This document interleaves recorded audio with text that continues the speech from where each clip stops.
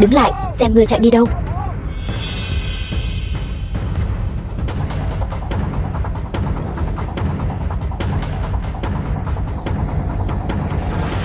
Chỉ trong chốc lát người đã biến mất. Bị thương rồi, chạy không thoát. Tiếp tục đuổi theo.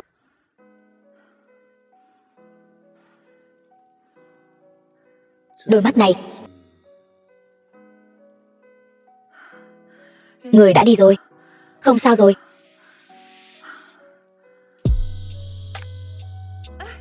Người này, ngươi làm sao vậy?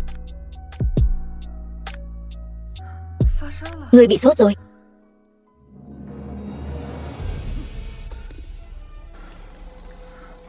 Ngươi muốn làm gì? Muốn sống sót thì buông tay ra.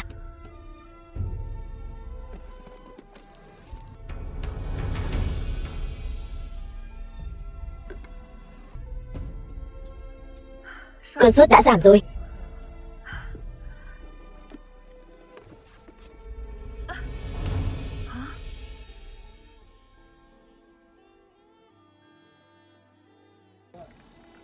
Cái này cho ngươi. Ta sẽ tìm ngươi báo ơn. Kỳ lạ, ta hình như không ghét sự đụng chạm của nàng. Hắn ở đó, đi thôi.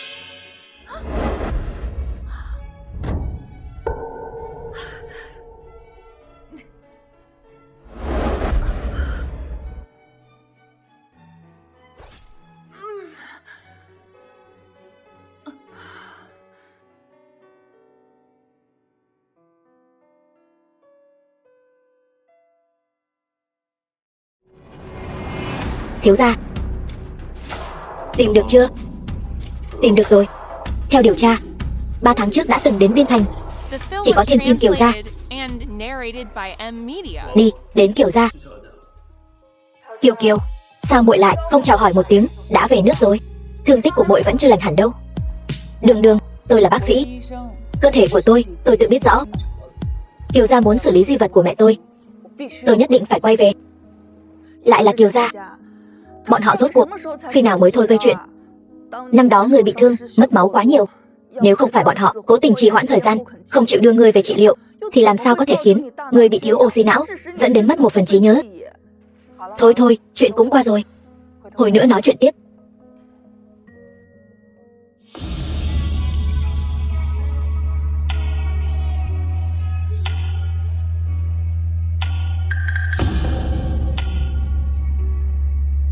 Xin lỗi. Thật xin lỗi.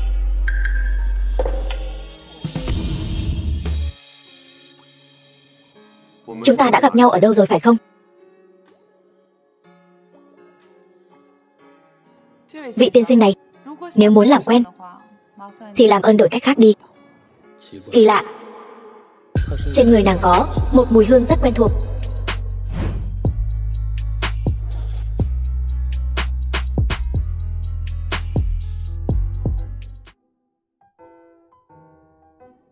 Ta làm quen.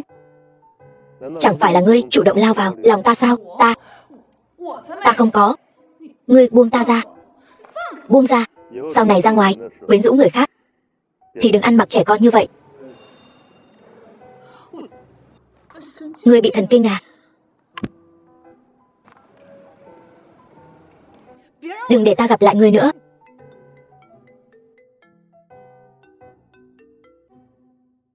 Kiều Lương Thần, đừng phí công vô ích nữa. Lần này tôi về nước chỉ là để lấy lại di vật của mẹ. Tôi thà mất mạng cũng không gả cho Tống gia. Không gả được lắm.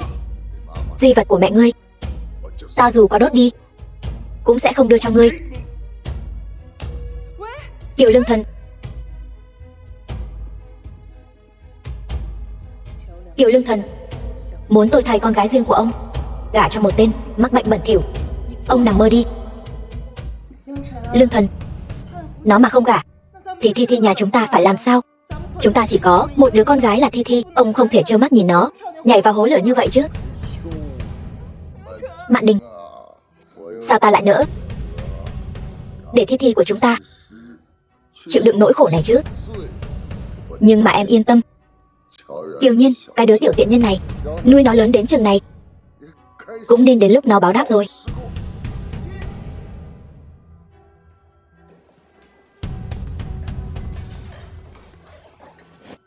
Các ngươi là ai? Thiếu gia Lâm gia. Lâm Việt. Lâm đại thiếu. Mời vào. 3 tháng trước, Kiều gia có một vị thiên kim ở Biên Thành đã cứu thiếu gia nhà chúng tôi.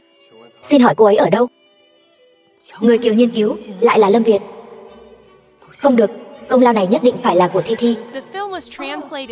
Thi Thi đang ở trên lầu. Tôi sẽ gọi con bé xuống ngay.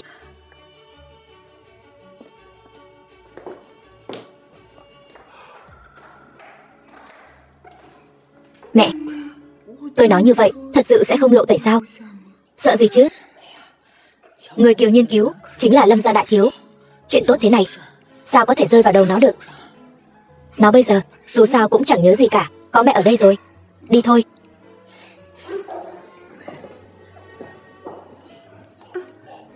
Lâm thiếu gia chào ngài.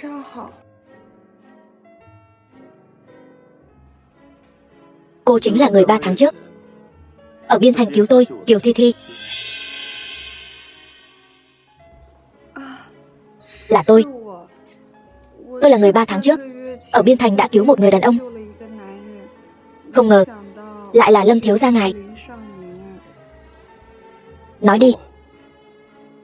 Muốn báo đáp gì? Không ngờ thiếu gia Lâm gia lại đẹp trai đến thế. Kiều Nhiên cặn bã. Đúng là chó tát nhầm rồi. Tiếc là anh ta nhất định là đàn ông của Kiều Thi Thi này.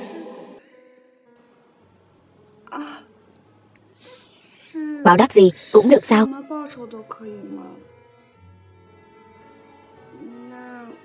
Vậy tôi muốn gả cho Lâm thiếu gia. Bậy bạ.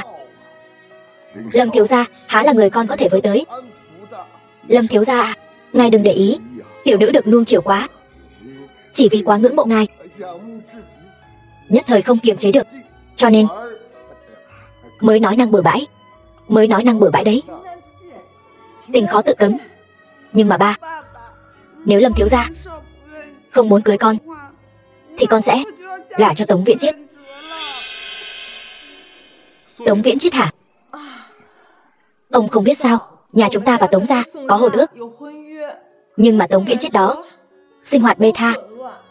Nghe nói hắn ta lại mắc cái bệnh dơ bẩn đó. Bảo bối nhà chúng ta mà gả qua đó, hạnh phúc nửa đời sau sẽ bị hủy hoại mất. Con gái tội nghiệp của ta ơi. Việt ca ca, em không cần báo đáp gì cả. Em chỉ muốn anh giúp em. Xin anh đấy. Kiều tiểu thư, xin lỗi. Thiếu gia nhà tôi không thích người khác chạm vào người anh ấy.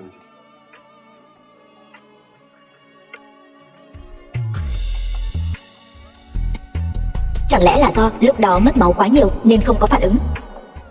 Sao lần này?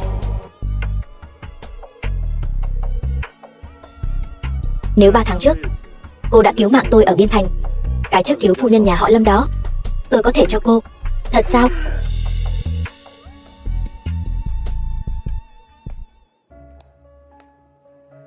Kiều Lương Thần, trả lại di vật của mẹ tôi cho tôi. Chị, sao chị lại về rồi? Chị, nhà họ Kiều còn có thiên kim khác sao?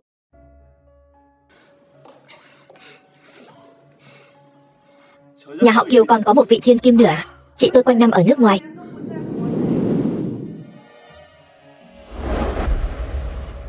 Là ngươi sao? Việt ca ca, hai người quen nhau à? Không quen. Cô cũng là thiên kim nhà họ Kiều sao? 3 tháng trước cô ở đâu? Cô ấy không ở trong nước. 3 tháng trước chắc chắn không ở Biên Thành. Tôi không hỏi ngươi.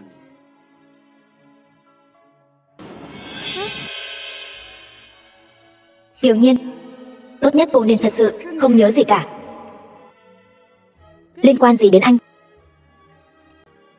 Kiều Lương Thần, trả lại di vật của mẹ tôi cho tôi.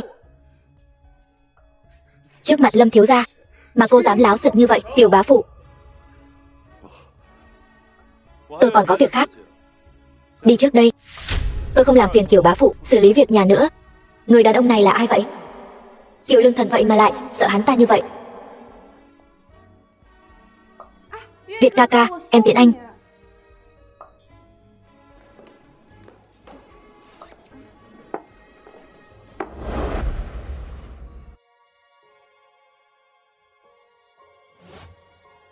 Ba tháng trước, lúc cô cứu tôi ở Biên Thành, tôi đã đưa cho cô một viên đạn làm tín vật. Nó ở đâu? Viên đạn? Vậy mà lại lấy viên đạn làm tín vật định tình. Quả nhiên là tên du côn, một thân khí chất giang hồ. Tôi đã cất rồi. Thứ này sao có thể mang theo người được chứ? Cái đó rất quan trọng với nhà họ Lâm chúng tôi. Tốt nhất là cô đừng để lộ ra ngoài. Nhớ mang đến cho tôi. Nếu không, tôi biết rồi. Biết rồi mà.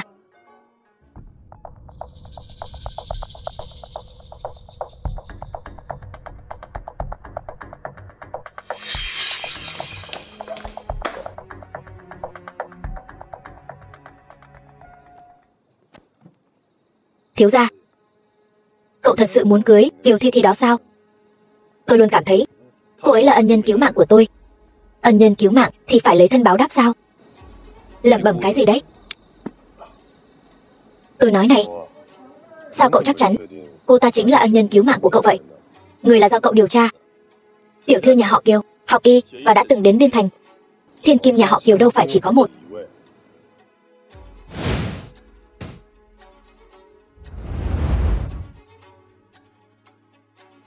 Cậu hãy đến địa phương điều tra lại xem có phải là Kiều Thi Thi không. Còn nữa, tiện thể điều tra luôn cả Kiều Nhiên. Vâng.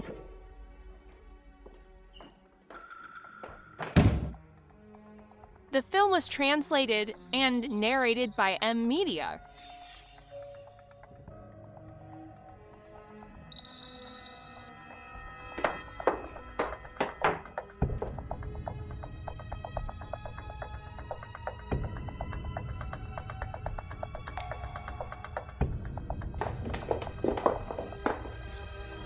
Vương Mạn Đình, cô làm gì trong phòng tôi?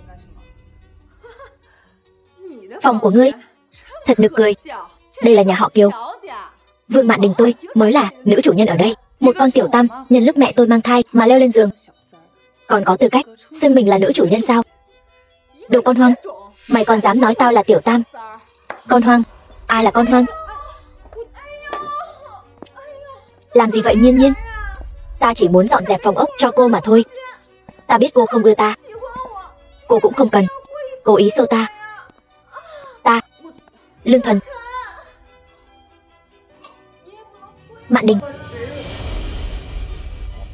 cô không sao chứ? Nghịch nữ. Kiều gia, còn chưa tới lượt cô làm càn ở đây. Kiều Lương Thần, ngươi yên tâm. Ta tìm được di vật của mẹ, tự nhiên sẽ rời đi. Mẹ cô, Kiều gia này đều là ta tự tay gây dựng nên. Nào có đồ gì của mẹ cô. Kiều Lương Thần, làm người phải có lương tâm. Năm xưa nếu không nhờ ngoại công coi trọng ngươi, nâng đỡ ngươi, cả mẹ cho ngươi, thì Kiều gia này lấy đâu ra ngày hôm nay? Lão tử thành công là bởi vì lão tử có bản lĩnh. Liên quan gì đến họ? Sao? Còn không cút? Là muốn ta sai người lôi cô ra ngoài phải không? Cút.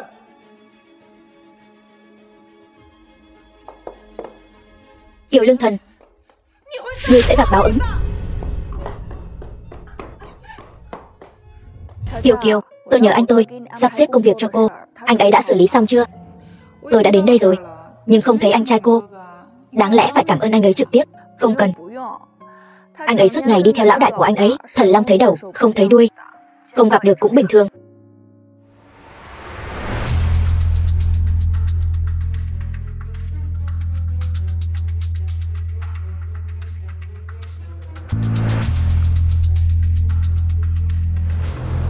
Sao lại là anh ta nữa? Lâm thiếu, ngài không thể vào trong. Tôi không quan tâm anh dùng cách gì, nhất định phải chữa khỏi cho cậu ấy. Vâng, chúng tôi nhất định sẽ cố gắng hết sức. Thiếu gia đừng lo lắng nữa. Tôi nghĩ Cửu gia, ông ấy cũng không muốn thấy cậu như vậy.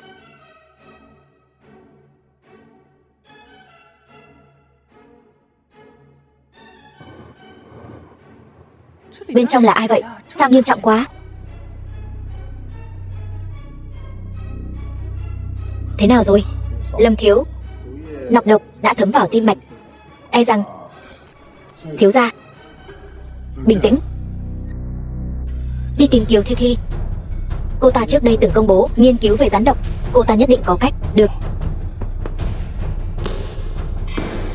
Kiều Thi Thi, luận văn của cô ta còn ăn cắp của tôi đấy. Cô ta mà chữa được bệnh thì heo nái cũng leo được cây. Thôi, dù sao cũng là một mạng người, nhỡ đâu bị Kiều Thi Thi chữa hỏng thì sao?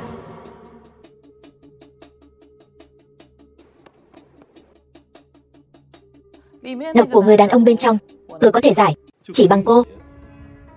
Cô cũng là bác sĩ ở đây, đúng? Kiều Nhiên, cô biết người nằm bên trong là ai không? Đừng nói bừa. Nhiều chuyên gia kỳ cựu của chúng tôi còn chưa dám chắc cứu được hay không. Cô là người đi cửa sau vào đây, cô có cách gì? Các người là không cứu được hay là không dám cứu? Cô nói chúng tôi thấy mất mạng không cứu sao? Cách nào chúng tôi cũng đã nghĩ tới, đều đã dùng rồi, nhưng độc tố đã thấm vào tim mạch rồi. Dù thần tiên có đến cũng vô dụng.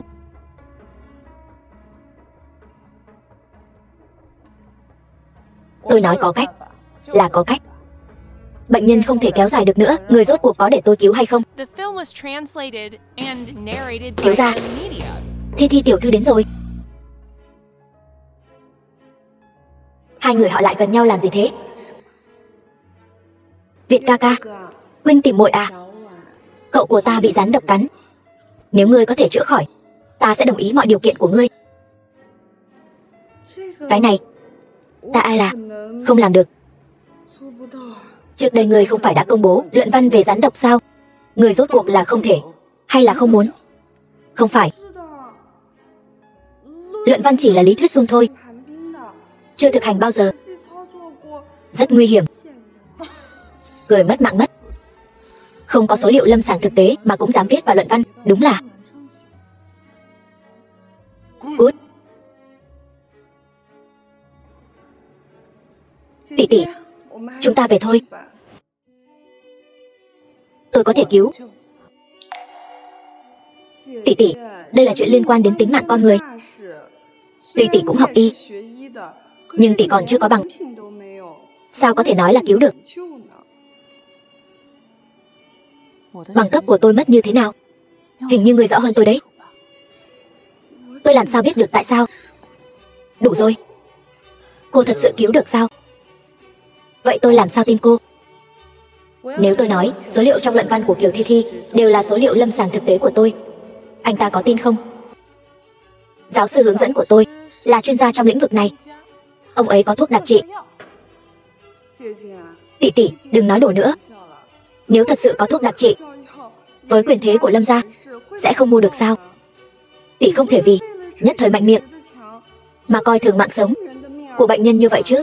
Tôi không chữa, hắn ta chẳng phải là mất mạng sao? Hay là ngươi đến chữa đi? Lời đã nói đến đây rồi, tin hay không tùy ngươi, tôi tin cô. Nhưng nếu cô không chữa khỏi, tùy ngươi xử trí. Nhưng nếu ta chữa khỏi, ngươi phải đáp ứng ta một điều kiện. Được, ngươi muốn tiền hay muốn quyền? Yên tâm, ta sẽ không làm khó ngươi. Đến lúc đó, tự ngươi sẽ biết. Nếu Kiều Lương Thần sợ Lâm Việt như vậy, thì cứ để Lâm Việt giúp ta lấy lại di vật của mẫu thân. Việt ca ca, ta đáp ứng ngươi.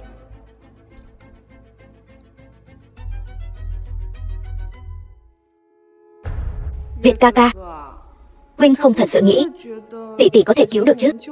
Ít nhất cô ấy chịu thử. Ta cũng không phải không chịu, chỉ là vì không cần giải thích nữa. Đường Thanh, đưa cô ấy về đi. Vâng. Kiều Nhiên, ta sẽ không để ngươi gớp mất Việt ca ca đâu. Đang phẫu thuật.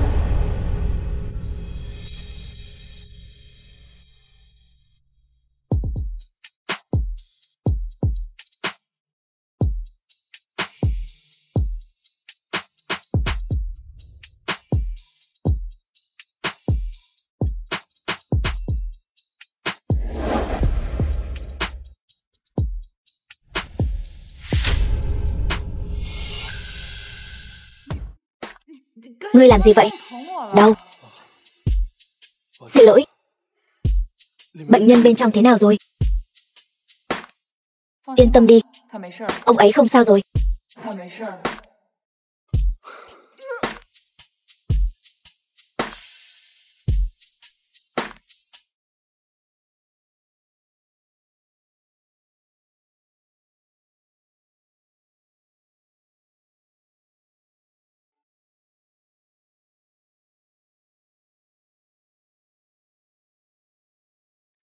Tôi không nhìn nhầm chứ? Thiếu gia là ông bác sĩ Kiều.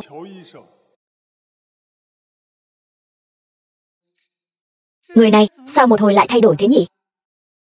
Bên trong không được vào.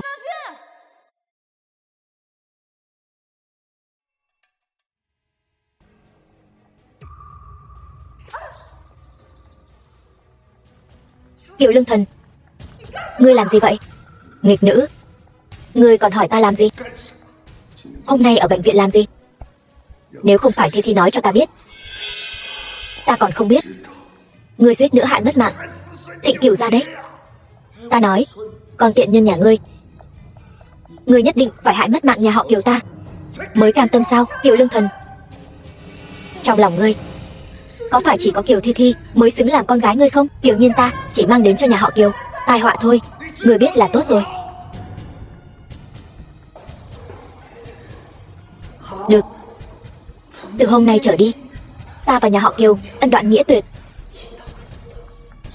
Cái gì? Ân đoạn nghĩa tuyệt? Nghĩ hay thật. Mơ đi. Lão tử nuôi người bao nhiêu năm, cũng đến lúc ngươi báo đáp ta rồi. Đi theo ta. Đi đâu? Đi thôi. Ngươi muốn đưa ta đi đâu? Đi đâu? Ngươi nhất định đã quên cô nương ngoan của ta. Ta gọi ngươi về để làm gì rồi?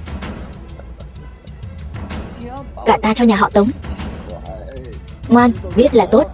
Lại đây. Kiều Lương Thần, ngươi không thể làm vậy. Ta vừa cứu cậu của Lâm Việt, bọn họ sẽ không tha cho ngươi đâu. Chỉ bằng ngươi sao? Đừng nói là ngươi không có bản lĩnh đó. Cho dù có bản lĩnh đó thì đã sao? Ngươi đừng quên, ta rất nhanh sẽ là nhạc phụ của Lâm Việt.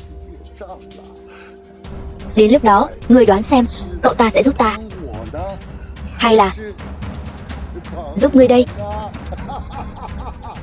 Còn ngây ra đó làm gì? Mời đại tiểu thư lên xe.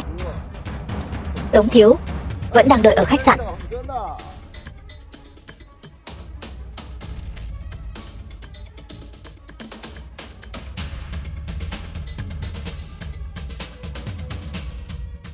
Thiếu gia, Kiều tiểu thư bị bắt cóc rồi. Ngài không đi cứu cô ấy sao? Cô ta có nói muốn tôi đi cứu cô ta sao?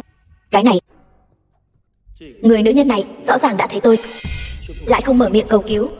Cô ta rốt cuộc đang toan tính điều gì? Nhưng mà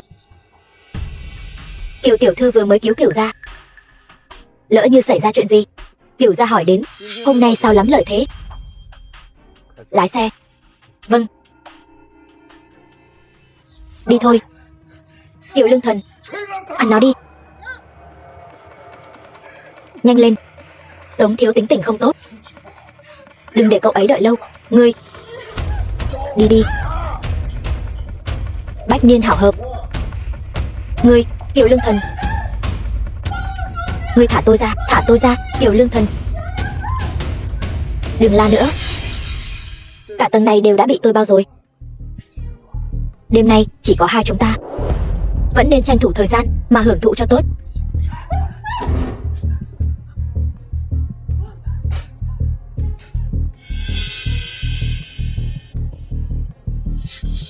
Anh đừng lại gần. Kiều Nhiên, cô không phải đã ở Biên Thành bị lũ thổ phỉ chơi cho nát bét rồi sao? Ở trước mặt tôi giả bộ trong trắng cái gì? Đừng giãy giụa nữa. Tôi sẽ đối xử tốt với cô. Qua đêm nay, cô chính là nữ nhân của tôi, Tống Viễn Chiết. Tôi sẽ đối xử tốt với cô.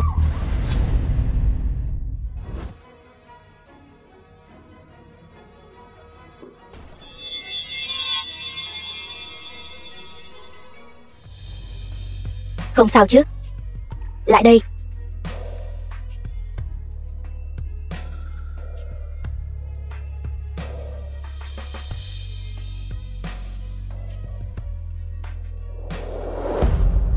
Phần còn lại giao cho cậu xử lý.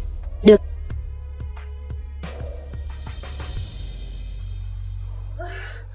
Kiều Nhiên. Lâm Việt. Nóng quá. Giúp tôi. Kiều Nhiên.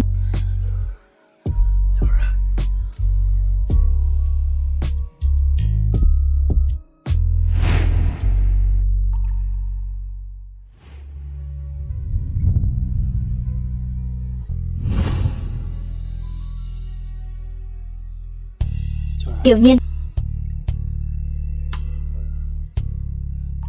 Lúc đó ở Biên Thành, rốt cuộc có phải là cô không? Cô trả lời là phải. Tôi lập tức giúp cô.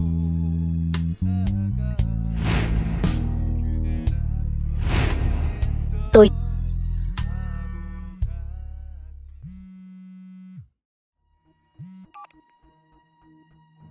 Alo.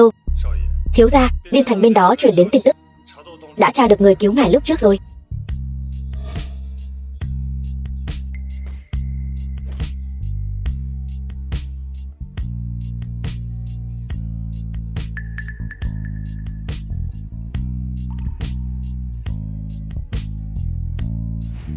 Thiếu gia, người đã từng đến Biên Thành lúc trước đúng là Kiều Thi Thi.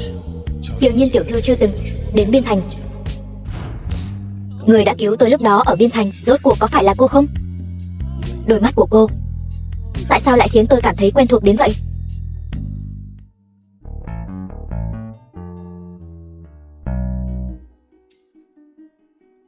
The film was translated and narrated by M Media. Cái này.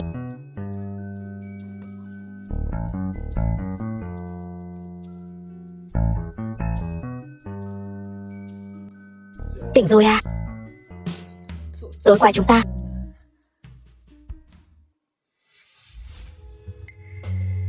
cô nói xem.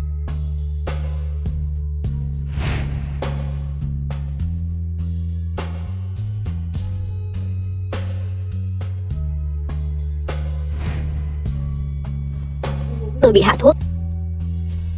Nếu tối qua chúng ta, tôi hy vọng anh có thể quên chuyện này đi. Tôi quên không sao. Nhưng còn Tống gia thì sao? Bọn họ quên được sao? Chúng ta làm một giao dịch đi. Kiều Nhiên, tôi giúp cô giải quyết chuyện của Tống Viễn Chiết. Cô làm nữ nhân của Lâm Việt tôi.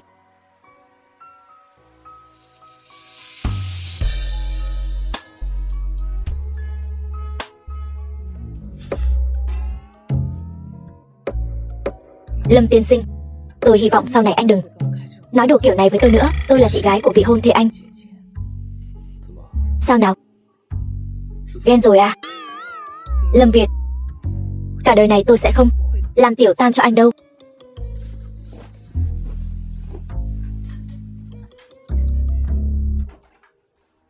Kiều Nhiên, tôi nhất định sẽ khiến cô đồng ý. Thiếu gia, ngài và Kiều tiểu thư không nên hỏi thì đừng hỏi. Tống Viễn Chiết bên đó thế nào rồi? Tôi đã xử lý vết thương khẩn cấp, vứt hắn ta trước cửa nhà họ Tống rồi. Tôi đã kiểm tra rồi, không nguy hiểm đến tính mạng. Phái người theo dõi nhà họ Tống, đừng để bọn họ gây chuyện. Vâng.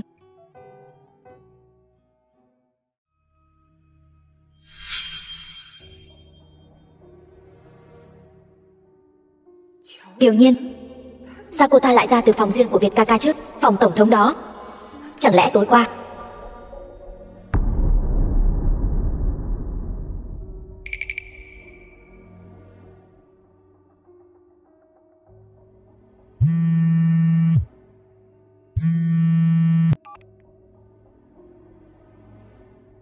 Ngươi nói gì? Tống Viễn Chiết bị thương nhập viện rồi.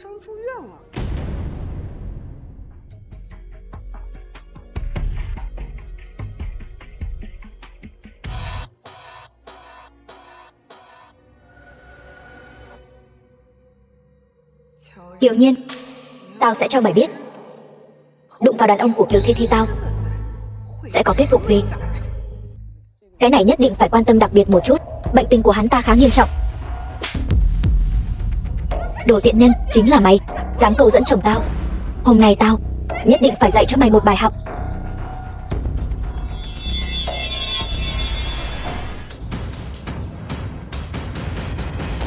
Ngươi bị thương rồi. Thịnh Cửu gia, quả nhiên là đồ tiện nhân. Còn có gian phu nữa chứ. Hôm nay dù là Ngọc Hoàng thượng đế đến đây, cô cũng phải cho tôi một lời giải thích. Nếu không tôi sẽ không sống nữa. Đồ tiện nhân này, nó câu dẫn chồng tôi. Mau đến xem. Đồ tiện nhân này, cô nói tôi câu dẫn chồng cô. Cô có bằng chứng không? Đây chính là bằng chứng. Cái này là ở trong túi chồng tôi, tìm được đấy. Cô dám nói đây không phải của cô sao? Hình như đúng là bông tai của bác sĩ Kiều. Tôi còn khen nó đẹp nữa. Đúng vậy, đây là bác sĩ Kiều mua ở nước ngoài. Trong nước không có loại này. Bông tai này đúng là của tôi. Cô ta lại còn thừa nhận nữa chứ. Chẳng lẽ cô ta thật sự câu dẫn chồng người khác? Không thể nào. Bác sĩ Kiều trông không giống loại người này. Biết người, biết mặt, không biết lòng. Nghe nói bác sĩ Kiều vào bệnh viện chúng ta cũng là đi cửa sau. Cô ta căn bản không có bằng cấp trong nước. Biết đâu cô ta dựa vào đàn ông để leo lên. Bác sĩ Kiều, cần tôi giúp không? Không cần. Bông tai này đúng là của tôi. Nhưng mà cách đây không lâu tôi vừa làm mất. Cô nói mất là mất à? Vậy cô nói xem cô đã đi đâu?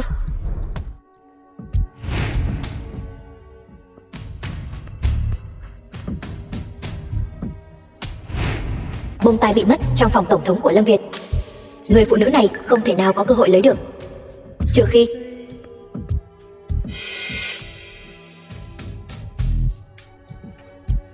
là Kiều Thi Thi. Hết lời để nói rồi phải không? Chính là cô. Cô nhân lúc tôi tăng ca đi khám phòng rồi câu dẫn chồng tôi. Loại người như cô sao có thể làm bác sĩ được chứ? Cô nói là tôi đi khám phòng rồi câu dẫn chồng cô à? Phải, đúng vậy. Gần đây tôi chỉ đến khoa chức năng nam giới thôi. Nếu cô không tin đây là hồ sơ, cô có thể tự xem. Cô nói chồng cô tự thân đã có vấn đề. Tôi phải câu dẫn hắn ta kiểu gì? Sao có thể như vậy được? Chắc chắn là cô giả mạo. Chồng tôi sao có thể có vấn đề được chứ? Ngươi cái đầu miệng toàn phun rác, xem ta có xé rách mồm ngươi không? Ta xem ai dám ở đây làm loạn. Làm gì? Buông ta ra. Buông ra, buông ta ra. Lâm Việt, sao huynh lại tới đây? Đương nhiên là tới thăm tiểu Cữu Cữu rồi. Tay của ngươi. Bác sĩ Kiều, cô không sao chứ? Tôi không sao, bây giờ là ngươi có chuyện. Vết thương này của ngươi cần phải băng bó lại, đi thôi. Không sao, chỉ là vết thương nhỏ. Vết thương nhỏ không xử lý cũng sẽ trở nên nghiêm trọng. Vết thương này của ngươi nhất định phải làm sạch. Ngươi đi theo tôi. Thiếu gia, sao ngài không đi theo vậy? Mày lắm lời quá. Không phải mà. Hù dọa tôi làm gì? Tôi làm sai chuyện gì?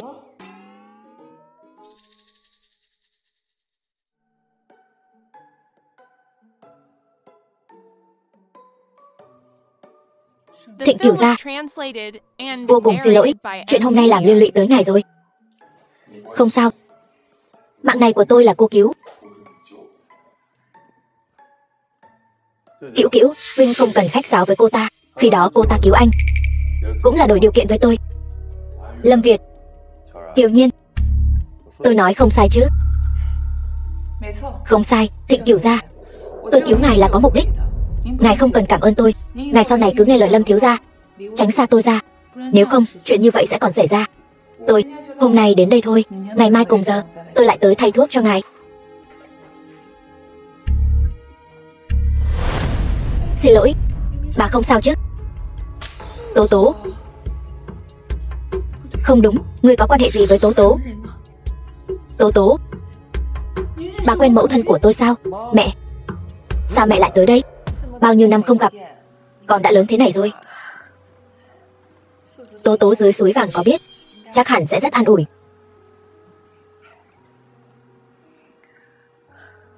Con xem, cô ấy vẫn ở trong lòng ta. Vẫn là cô bé ngày nào cãi ông ngoại con, muốn cùng cha con bỏ trốn. Nói ra cũng buồn cười. Hồi đó, ngay cả lộ phí cũng lén lút tìm ta mượn. Bỏ trốn. Dì Lan, mẫu thân và phụ thân tôi rất ân ái sao? Đương nhiên rồi. Hồi đó, mẹ con vì cha con mà náo loạn cả thành đấy. Nhưng Kiều Lương Thần và mẹ tôi rõ ràng là... Dì Lan, dì đã từng gặp phụ thân tôi chưa? Người đàn ông này được mẹ con bảo vệ quá tốt, ngay cả ta cũng không được gặp.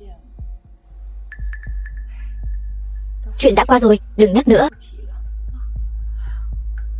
Nếu mẹ tôi biết tôi và dì có thể gặp lại, bà ấy nhất định sẽ rất vui. Bác sĩ Kiều không chỉ cứu tôi, hóa ra còn có duyên phận với chị như vậy. Là Nhiên Nhiên cứu em. Mục Đình những năm nay chưa từng đối với cô gái nào biểu hiện quan tâm như vậy. Chẳng lẽ hắn... Tốt, đứa trẻ ngoan đã nối lại được duyên phận, còn lại cứu Mục Đình. Ân tình này nhà họ Lâm chúng tôi nhất định phải báo đáp. Con thấy Mục Đình nhà chúng ta thế nào? Dì Lan, con không đồng ý. Sao con lại không đồng ý? Chẳng lẽ con cũng thích Nhiên Nhiên? Dì Lan ơi, dì hiểu lầm rồi. Là con không xứng với Thịnh Cửu gia. Vậy nào, ta thấy cũng xứng đấy chứ. Mục Đình nhà chúng ta cũng hơn con vài tuổi, nhưng mà tuổi tác lớn hơn một chút thì biết thương người ta. Mẹ cũng không hỏi ý kiến cậu út xem sao. Ở đây cứ xe duyên bừa bãi. Mẹ là chị nó, mẹ nuôi nó lớn đến chừng này, không phải hiểu nó hơn con sao? Tôi nói cho các người biết nhé, cô con dâu Nhiên Nhiên này tôi nhất định phải có được. Bất kể là con cưới hay là cậu út con cưới, hai đứa tự lo liệu đi. Dì Lan, cháu tạm thời chưa có ý định kết hôn. Dì có nói là để con bây giờ kết hôn đâu, nhưng mà cũng phải cho nhau một cơ hội tìm hiểu chứ, phải không? Hơn nữa, hai đứa con trai nhà chúng tôi tuy rằng không nên thân, nhưng mà khắp thiên hạ cũng chẳng có mấy người đàn ông sánh bằng chúng nó. Con nói với dì Lan đi, hai đứa nó con thích ai hơn? Anh Việt, bá mẫu đã đến rồi, cũng không nói với tôi một tiếng. Buổi tụ họp này sao thiếu được tôi chứ? Chị, sao chị cũng ở đây vậy? Thì ra chị tốn bao công sức cứu Thịnh Cửu gia là vì chuyện này sao? Cô không cứu Thịnh Cửu gia là vì cô không muốn cứu, hay là cô không biết cứu vậy? Anh Việt, sao ăn cơm cũng không gọi em vậy? Vị tiểu thư này, đây là buổi họp mặt gia đình chúng tôi. Cô là thân phận gì mà dám đến quấy rầy buổi họp mặt gia đình? Tôi mới là vị hôn thê của nhà họ Lâm. Tại sao cô ta Kiều Nhiên lại ngồi ở đây? Anh Việt, anh còn chưa nói với bá mẫu quan hệ của chúng ta sao? Lâm Việt, chuyện gì thế này? Mẹ, cô ấy là vị hôn thê của con hồ đồ rồi. Hôn nhân của Lâm gia chúng ta từ bao giờ lại để con làm càn như vậy? Cô ấy đã cứu mạng con, mẹ nói xem có tính là hồ đồ không?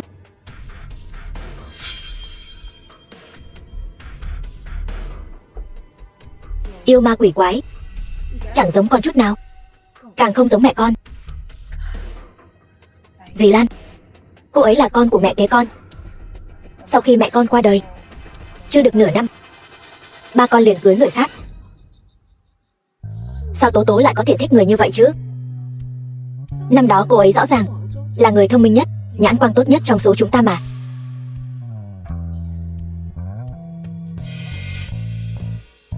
Rốt cuộc năm đó đã xảy ra chuyện gì?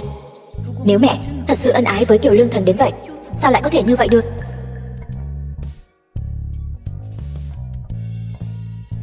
Đường Đường, có chuyện này nhờ cô điều tra giúp tôi. Việt ca ca, hôm nay tôi không gọi tài xế. Anh đưa tôi về nhà nhé. Nếu đã vậy. Mục Đình, anh đưa Nhiên Nhiên về đi. Không cần đâu. Không cần phiền vậy đâu. Không được. Một mình con, tôi không yên tâm. Mẹ, tôi thấy cổ tay của cậu út vẫn chưa khỏi hẳn. Bác sĩ Kiều, để tôi đưa cô về. Anh còn có vị hôn thê cần chăm sóc nữa.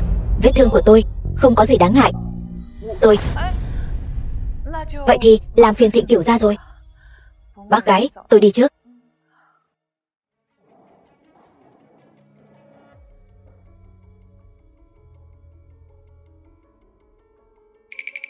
Kiều Nhiên, tôi sẽ không để cô ướp mất Việt ca ca đâu.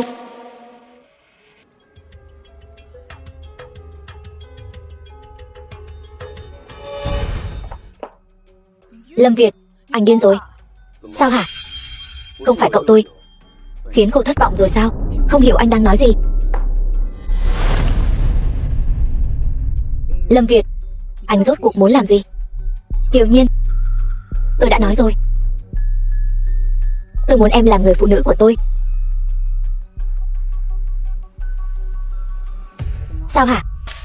Em gái tôi lại không thể thỏa mãn anh sao? Anh cứ muốn tôi như vậy sao? Cô ấy là vị hôn thê của tôi. Em là người phụ nữ tôi muốn có được. Giữa hai người không mâu thuẫn.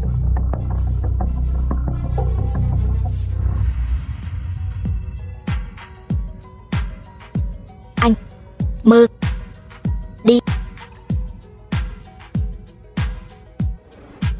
Cho dù tôi công khai đoạn video này, em cũng không quan tâm sao? Vô sỉ. Kiều Nhiên, những lời Lâm Việt tôi nói ra nhất định sẽ làm được. Thiếu gia, tại sao cậu lại để bác sĩ Kiều hiểu lầm đoạn video đó là do cậu quay?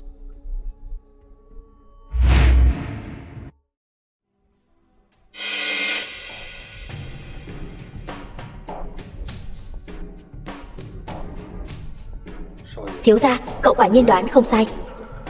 Mấy lão già ngoan cố của nhánh bên Lâm gia e rằng đã tốn không ít công sức với cậu.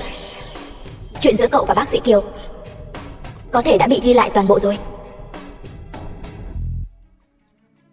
Muốn nắm được thóp của tôi nào có dễ dàng như vậy. Tôi sẽ đi tiêu hủy ngay. Khoan đã, tôi còn có việc khác cần dùng đến. Chỉ cần đạt được mục đích là được. Còn quá trình thì có liên quan gì chứ?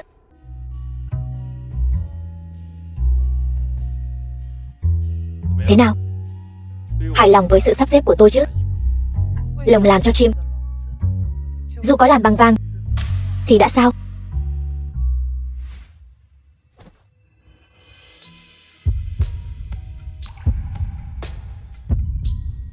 Kiều Nhiên, cô đừng có không biết điều.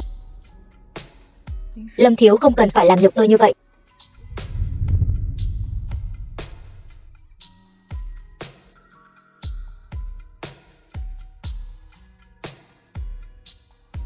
Cô yên tâm, hôm đó tôi không làm gì cả.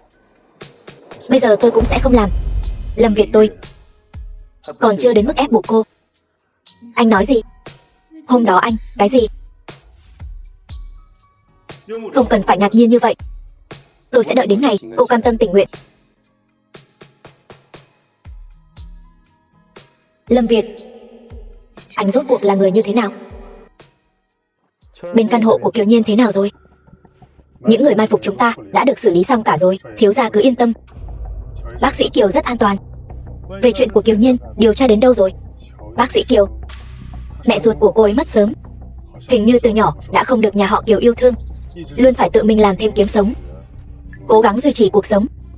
Mấy năm trước, luận văn tốt nghiệp của cô ấy bị giám định là đạo văn của Kiều Thi Thi tiểu thư, vì vậy đã bị buộc thôi học. Sau đó cô ấy ra nước ngoài học lại và còn thi lấy bằng bác sĩ không biên giới.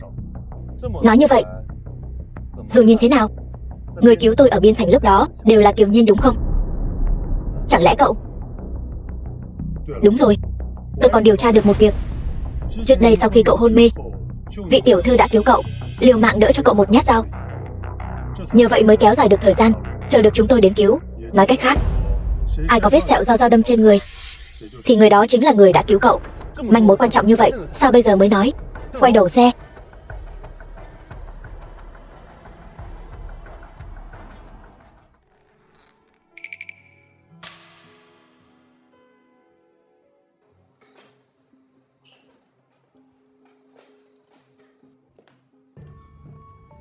Đường Thanh. Người đâu? Thiếu gia. Tôi vừa nhận được tin, Kiều tiểu thư đã bị người của lão phu nhân đón đi rồi. Nào, Nhiên Nhiên, ăn nhiều một chút nhé. Cảm ơn bác gái. Bác gái cũng ăn nhiều một chút. Mẹ. Sao mẹ lại đón cô ấy tới đây? Cái thằng này càng ngày càng vô phép tắc. Mẹ đã suy nghĩ kỹ rồi. Nhiên Nhiên vẫn nên ở bên cạnh mẹ tốt hơn, cũng tiện cho cậu con vun đắp tình cảm. Mẹ. Chị, bác sĩ Kiều, xem tôi mang gì cho hai người này.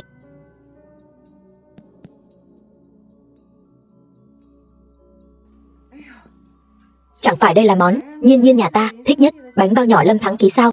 Vẫn là cậu chu đáo. Mau ngồi xuống ăn cơm thôi. Ngồi xuống ăn cơm. Lâm Việt, lại đây ăn cùng đi.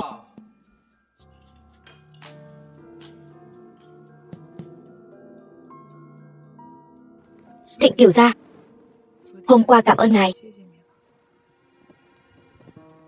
Nếu tôi không mang túi đến cho em, tôi không biết Lâm Việt sẽ đối xử với em như vậy.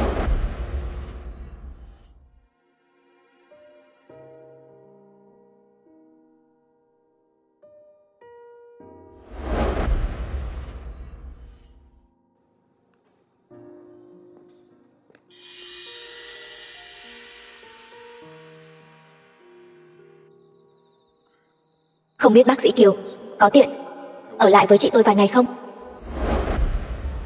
Anh nhất định rất coi thường tôi phải không?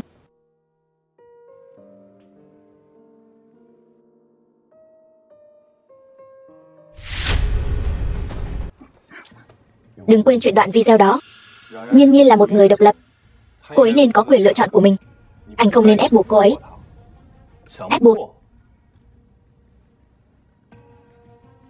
Nói cho cậu biết, là tôi ép buộc cô sao? Không phải. Cậu nghe thấy rồi chứ? Cô ấy nói là tự nguyện.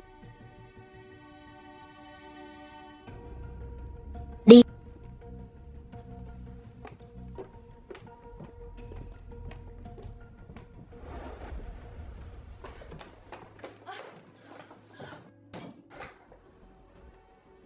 Lâm Việt, anh làm đủ chưa? Vừa rồi chẳng phải cô còn nói mình tự nguyện sao? Dì Lan còn ở nhà, anh không thể làm gì tôi. Đừng tưởng đưa mẹ tôi đến đây thì tôi sẽ không làm gì anh.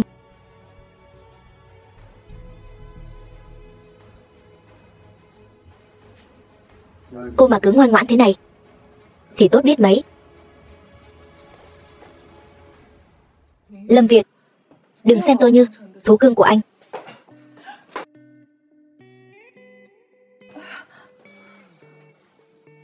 Làm thú cưng của tôi thì có gì không tốt. Tôi sẽ yêu chiều cô mà. Anh muốn tôi đến vậy sao? Nếu tôi nói đúng thì sao? Được. Nếu anh hủy hôn với Kiều Thi Thi, tôi sẽ bằng lòng dâng hiến cho anh. Ai có vết sẹo trên người, người đó chính là người đã cứu anh. Còn phải xem cô có giá trị hay không đã.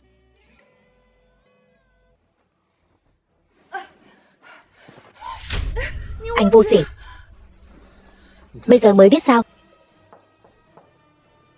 Nhiên Nhiên, cô có ở trong đó không? Đuổi mẹ tôi đi, nếu không tôi làm thịt cô. Dì Lan, con đang thay đồ. Sao vậy? Tuần sau tôi muốn tổ chức một bữa tiệc ở nhà để mừng Mục Đình thoát khỏi cửa tử. Tôi muốn cô cùng tôi đến trung tâm thương mại chọn vài bộ lễ phục. Được. Con biết rồi, con thay đồ xong sẽ đến. Được.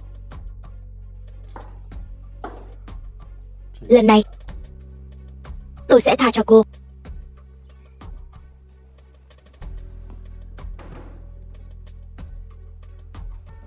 Viện Việt quả nhiên đang ở trong phòng Nhiên Nhiên. Nó rốt cuộc muốn làm gì chứ? Thịnh Cửu gia, sao lại là ngài? Bác gái đâu? Tỷ tỷ đi trước rồi. Bảo tôi ở đây đợi cô. Đón cô cùng đi.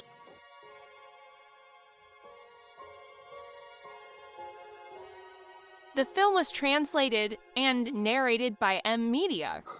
Đứng lại. Có việc gì sao? Còn với Nhiên Nhiên, rốt cuộc là chuyện gì vậy? Nếu con thích nó, còn với Kiều Thi Thi kia, hủy hôn ước đi. Nếu con không thích nó, thì tránh xa nó ra một chút. Biết đâu ngày nào đó, nó thành mợ của con thì sao? Mẹ có thể đừng có xe duyên lung tung được không? Sao lại là xe duyên lung tung? Con lớn chừng này rồi, từ bao giờ con thấy cậu con để ý đến một cô gái như vậy chưa? May mắn là có Nhiên Nhiên đến. Mẹ không tác hợp một chút, lỡ nó theo người khác chạy mất thì sao? Cô ấy chạy không thoát đâu, con cũng đâu có cưới nó. Con nói là được hay sao? Quả là thế.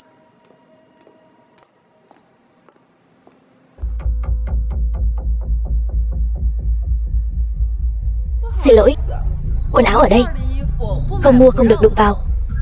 Ai nói với cô là tôi không mua? Cô biết quần áo ở đây bao nhiêu tiền một bộ không? Cô mua nổi không? Phải đó. Nếu không mua nổi thì đừng làm mất thời gian của nhân viên phục vụ. Bộ lễ phục này gói lại cho tôi. Vâng, tôi đi xuất hóa đơn ngay. Bộ này tôi nhìn chúng trước rồi. Cô nhìn chúng trước thì đã sao? Cô cũng đâu mua nổi. Ai nói với cô tôi không mua nổi? Tôi suýt quên mất. Đầu óc tôi thật là... Tỷ tỷ bây giờ đã câu được cậu của Việt ca ca rồi. Sao lại ngay cả một bộ lễ phục cũng không mua nổi, phải không? Kiều Thi Thi, mồm miệng cho sạch sẽ vào. Sao vậy? Dám làm mà không dám để người khác nói sao? Câu dẫn Việt ca ca không thành, lại chuyển mục tiêu sang Thịnh Cửu gia. Kiều Nhiên, sự hèn hạ của cô thật khiến người ta thán phục. Cô dám đánh tôi? Cái tát này tôi đánh cô vì cô không biết trên dưới. Dù là tôi hay là Thịnh Cửu gia đều là trưởng bối của cô. Cái tát này tôi đánh cô vì cái mồm thối của cô. Nếu mẹ cô không dạy được cô thì tôi thân làm tỷ tỷ sẽ thay mặt mà dạy dỗ. Kiều Nhiên, cô điên rồi. Cô đó, tôi là thiếu phu nhân tương lai của Lâm gia đấy. Còn không mau đuổi người phụ nữ này ra ngoài. Vâng, tôi xem ai dám động vào cô ấy. Thịnh Cửu gia, cậu đến rồi. Nếu không nhầm thì cô vẫn chưa qua cửa đâu nhỉ? Tiếng cậu này gọi sớm quá đấy. Không dám nhận.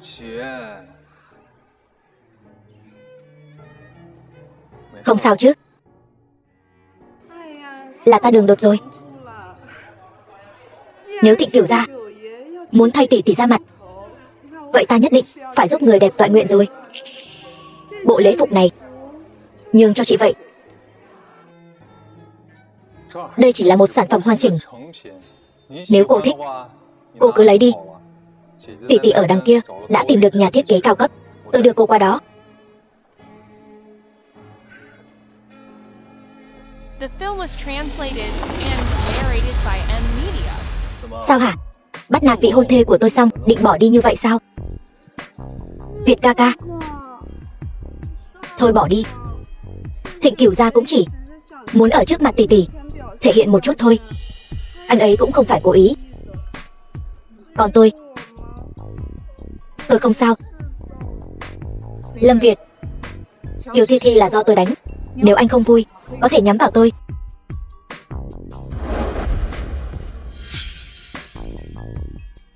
Vậy cô định làm gì?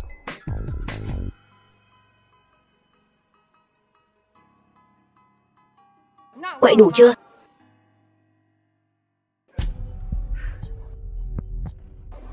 Bác gái, bác cũng đến xem lễ phục sao? Chỗ này tôi quen. Hay là tôi đưa cô đi dạo nhé? Kiều tiểu thư, không cần phiền đâu. Tôi không có thói quen đi dạo phố với người không quen. Nhiên Nhiên, lát nữa cô đi dạo với tôi nhé. Được. Hai người thì không cần đâu. Có mâu thuẫn gì thì tự giải quyết cho xong rồi hãy đến đây.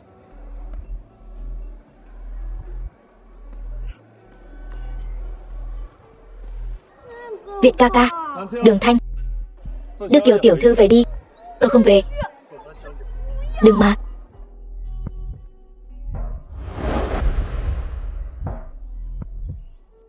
Cậu, tôi đã nói với cậu rồi, Kiều Nhiên là người phụ nữ tôi muốn.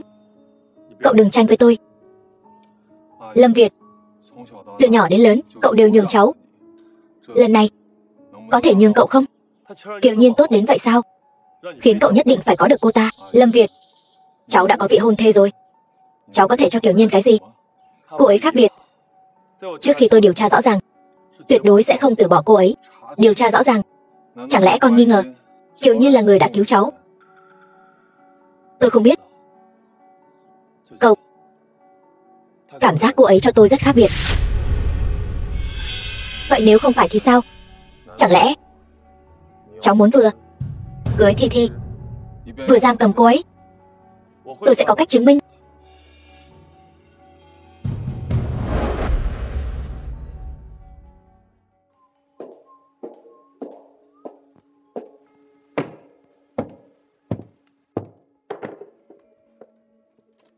Anh hẹn tôi đến nơi này làm gì? Để Lâm Việt phát hiện thì làm sao? Yên tâm, Lâm thiếu gia đang bận điều tra thân phận ân nhân của anh ta, không rảnh để ý đến cô đâu. Ân nhân? Ân nhân gì? Chẳng lẽ cháu nghi ngờ Kiều Nhiên là người cứu cháu? Tôi sẽ có cách chứng minh. Anh muốn làm gì? Ta muốn làm gì? Thuở ban đầu, ai là người thể thốt son sắt rằng bản thân là Lâm thiếu phu nhân tương lai, có thể giúp ta trừ khử Kiều Nhiên? Hợp tác. Bản thân là kẻ mạo danh. Ai là kẻ giả mạo? Chính ta đã cứu Lâm Việt. Ta chính là Lâm thiếu phu nhân tương lai, có phải hay không? Trong lòng ngươi tự rõ. Ngươi muốn ta làm thế nào? Hồ sơ của Kiều Nhiên bị các ngươi xóa sạch sẽ. Hồ sơ giả mạo của ngươi cũng không thể bắt bẻ. Chỉ đáng tiếc là vẫn còn sót một chỗ.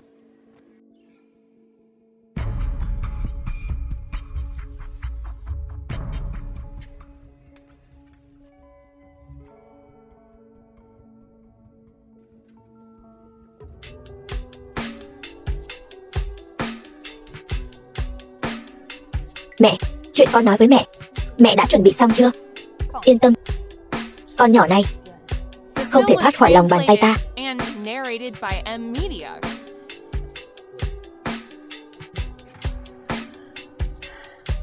Đi đi, con mới là vị hôn thê của Lâm Việt. Tối nay không ai có thể cướp đi hào quang của con.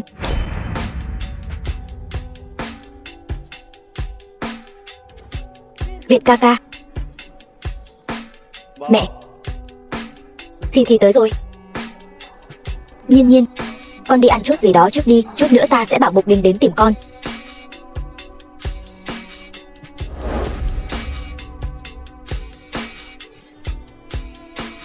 Kiều Nhiên, cho dù Lâm phu nhân cưng chiều ngươi thì đã sao?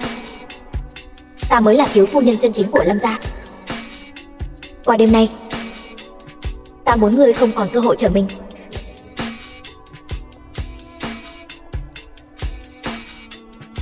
Muốn di vật của mẹ ngươi thì đến hậu viện. Vương Mạn Đình, di vật của mẹ ta đâu? Di vật? Di vật gì? Vương Mạn Đình, ngươi lừa ta. Lừa ngươi? Lừa ngươi thì sao? Kiều Nhiên, ta không chỉ lừa ngươi, ta còn muốn ngươi mất mạng.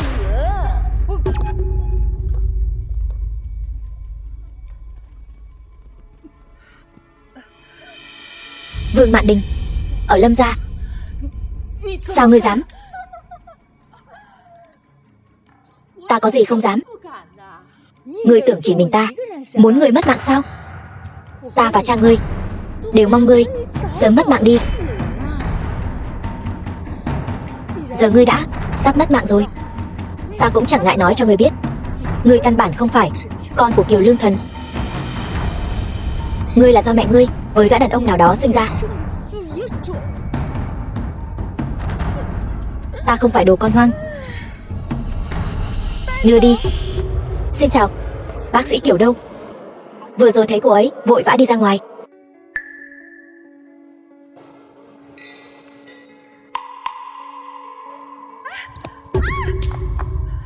Sao vậy? Tôi quá sơ suất. Việt ca ca, huynh giúp tôi thay đồ nhé.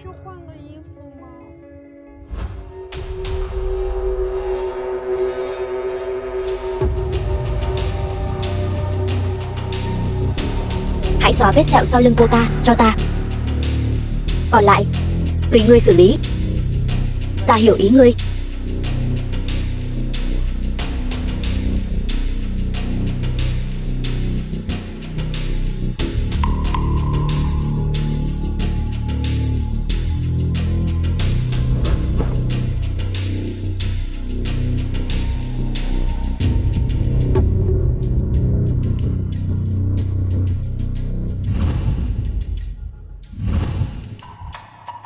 Việt ca ca, huynh có thể giúp tôi kéo khóa kéo lên không?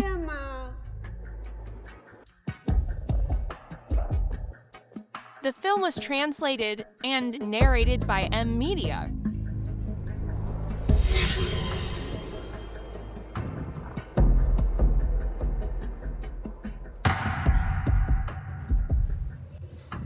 Ngươi vẫn còn nhớ sao? Ngươi đã cứu mạng ta. Ta đương nhiên nhớ. Giúp ta tạo một vết sẹo giống hệt trong ảnh.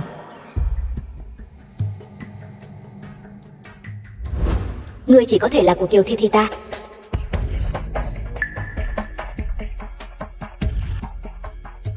Đi thôi.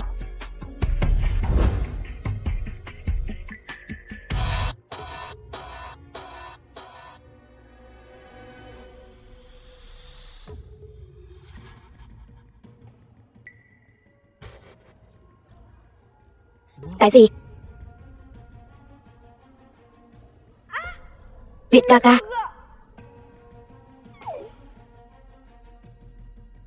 Không ổn rồi, bệnh nhân sắp tỉnh lại, còn ngây ra đó làm gì? Thuốc an thần.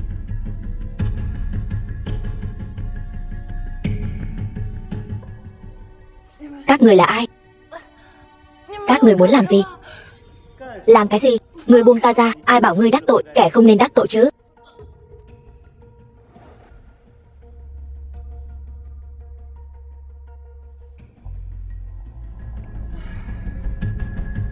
Tiếp tục chuẩn bị. Hôm nay lão tử không moi của ngươi 2 quả thận ra thì không phải là lão tử. Xin lỗi cái bảng hiệu thận y này của tôi.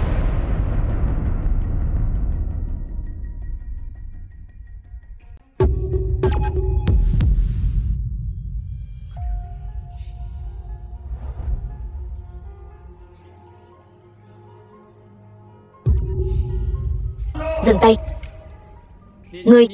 Ngươi là ai? Phẫu thuật trái phép, buôn bán nội tạng người sống. Ngươi cứ chờ mà ăn cơm tủ đi.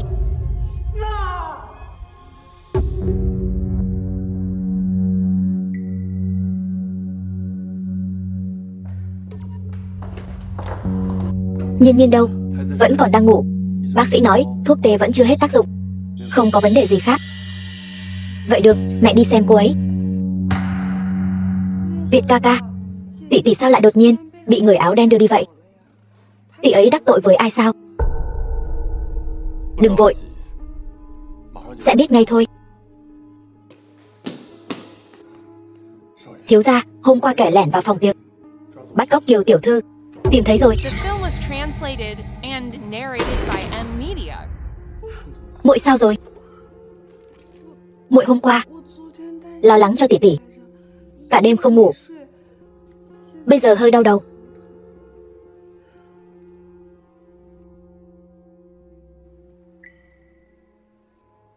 Bọn họ đúng là không coi tôi ra gì.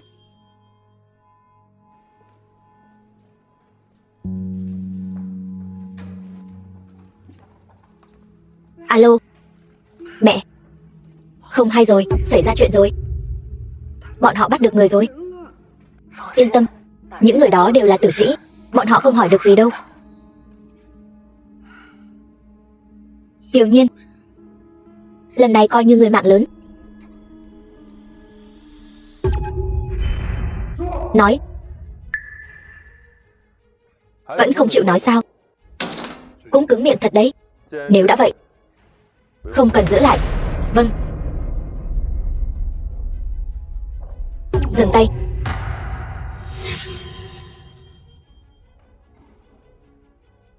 Giao cho ta đi.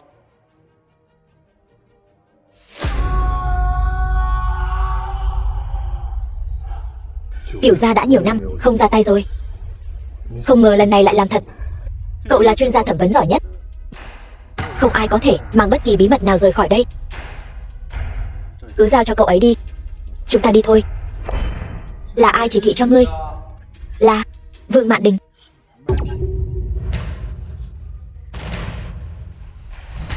Xử lý đi.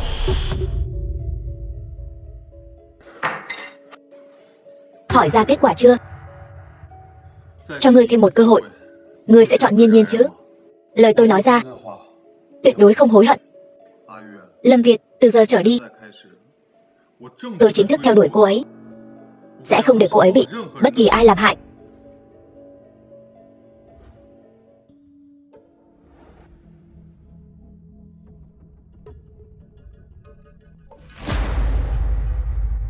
Lâm Việt. Tỉnh rồi. Lâm Việt. Không sao rồi, không sao. Tỷ tỉnh rồi. Kiều Thi Thi. Vương Mạn Đình đâu? Mẹ tất nhiên cũng lo lắng cho tỷ. Tối qua còn gọi điện hỏi thăm tình hình của tỷ, quan tâm tôi. Một kẻ đã tự tay giao tôi cho lũ lang băm đó. Cô ấy quan tâm tôi rốt cuộc có bị hại mất mạng hay không thôi. Tỷ, không thể nói bừa như vậy được. Nếu Việt ca ca hiểu lầm thì phải làm sao? Đừng gọi tôi là tỷ. Tôi không dám nhận. Việt ca ca, tỷ lần này chắc chắn là bị kinh hãi quá độ nên mới bắt đầu nói nhảm rồi. Mẹ tôi làm sao có thể hại cô ấy chứ, phải không? Kiều Nhiên, cô hãy dưỡng thương cho tốt. Kẻ nào đã bắt nạt cô, Lâm gia tuyệt đối sẽ không bỏ qua cho hắn. Cho dù người đó là mẹ vợ tương lai của anh đây.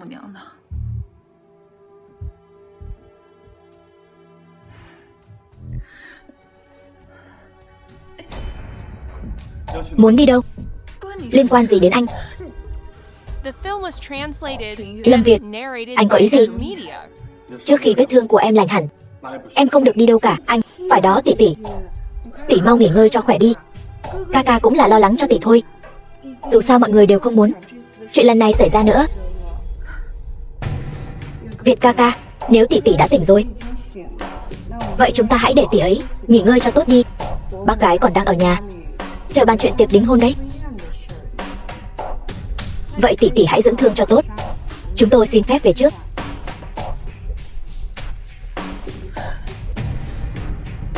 Nếu tôi nói là sự thật, anh còn cưới Kiều Thi Thi nữa không? Đúng vậy.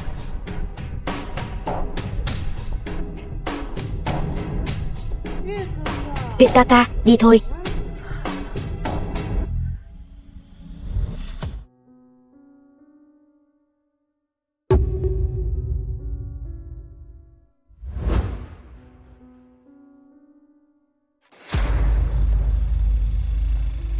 Kiều Nhiên, xuống suối vàng đi. Kiều tiểu thư, sao cô lại ở đây? Tôi lo lắng cho tỷ. Tiện đường ghé qua thăm cô ấy. Nếu đã thăm xong rồi, vậy cô có thể về được chưa? Đương nhiên.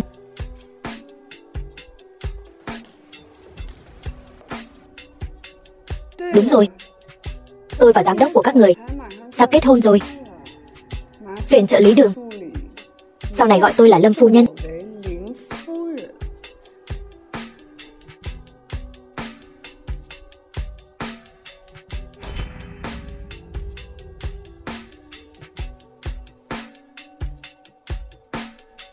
Alo. Cô nói quả nhiên không sai.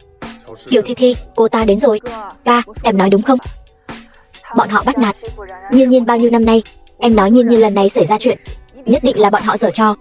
Theo lời cô nói, người cứu thiếu gia năm xưa ở Biên Thành rất có thể là bác sĩ Kiều. Bằng cấp của Kiều Thi Thi căn bản là mua được, luận văn cũng là ăn cắp của Nhiên Nhiên. Làm sao cô ta có thể đến Biên Thành cứu người được? Lời tôi nói đến đây thôi. Dù sao hiện tại Nhiên Nhiên cái gì cũng không nhớ. Các người cũng không tìm được chứng cứ nào khác. Thiếu gia mù mắt của các người. Tin hay không thì tùy. Đường Đường, không được nói thiếu gia như vậy. Anh ta là thiếu gia của cậu chứ không phải của tôi mặc kệ. Mấy ngày nữa tôi sẽ về nước. Đến lúc đó tôi nhất định sẽ đích thân giúp Nhiên Nhiên đòi lại tất cả. Con bé này.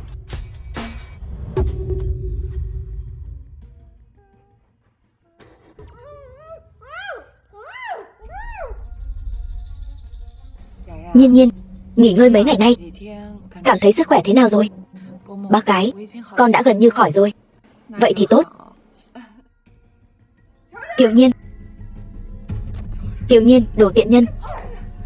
Nói mau, ngươi giam mẹ ta ở đâu? Kiều Thi Thi, cô phát điên cái gì ở đây vậy? Cô mau nói đi. Mẹ tôi tối hôm qua bị người ta bắt cóc, chính là cô ta làm. Cô có bằng chứng gì chứng minh là ta làm? Các người đều biết. Mấy hôm trước cô nói mẹ ta hãm hại cô. Bây giờ xảy ra chuyện như thế này, không phải cô thì là ai? Ta. Anh cũng tin là ta làm sao? Nhiên Nhiên, ta tin tưởng con. Không thể nào là cô ấy. Bác gái, con mới là con dâu tương lai của người. Bác tin cô ta mà không tin con. Ta chỉ tin tưởng bằng chứng.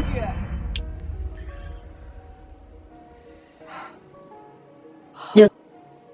Nếu hai người muốn bênh vực cô ta thì tôi sớm muộn cũng sẽ tìm được bằng chứng.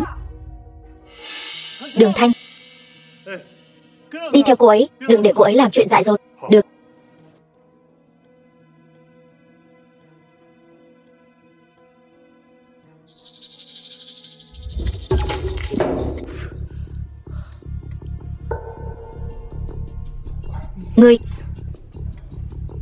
Ngươi là ai? Ngươi muốn làm gì? Ngươi biết ta là ai không?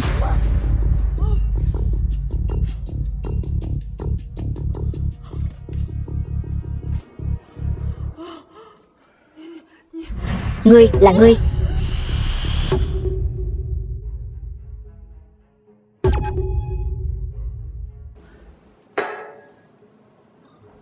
Ngồi xuống, uống chén trà.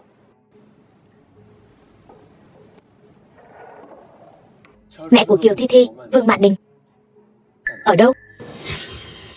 Tôi không hiểu cháu nói gì. Cậu. Bà ấy là mẹ vợ tương lai của cháu. Vậy thì sao? Liên quan gì đến ta? Ngươi quen biết Kiều Nhiên bao lâu mà đã tin tưởng lời cô ta nói như vậy? Ngươi quen biết Thi Thi bao lâu rồi mà nhất định phải cưới nàng ta? Nàng ấy đã cứu mạng ta. Nếu không có nàng ấy, ta đã mất mạng ở Biên Thành rồi. Nhiên Nhiên cũng đã cứu mạng ta. Vậy là không còn gì để thương lượng nữa sao? Lâm Việt, Nhiên Nhiên là người ta muốn bảo vệ. Ta sẽ không để bất cứ kẻ nào làm hại nàng ấy. Kiều gia, tôi đã nói hết rồi. Tha cho tôi đi, Kiều gia. Cảm ơn ngài. Kiều gia, cảm ơn. Tha cho tôi đi.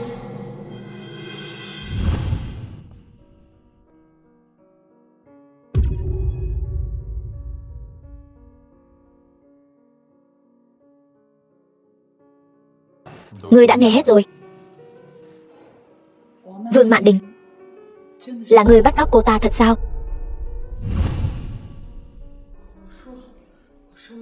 Tôi nói rồi, là tôi làm. Tất cả đều là tôi làm. Kiều Nhiên, là ta lừa cô ta đến phòng khám chui. Là ta bán cô ta cho đám lang băm đó. Ta sợ cô ta cướp mất vị trí Lâm phu nhân của con gái ta. Cô ta cứu Lâm Việt xong thì mất trí nhớ. Ta để con gái ta, Thi Thi, thay thế vị trí của cô ta. Ta không thể để cô ta cướp lại được. Không thể. Ngươi nói gì vậy? Nhiên Nhiên, nếu không phải Vương Mạn Đình, Ta cũng không biết nàng đã chịu nhiều khổ cực như vậy. Nhiên Nhiên, ta muốn đưa nàng rời khỏi nơi này. Chỉ có thế giới của hai chúng ta. Nàng bằng lòng không? Cửu gia, anh đừng đùa mà. Dì Lan gọi tôi còn có việc. Tôi đi trước đây. Nhiên Nhiên, ta nghiêm túc đấy.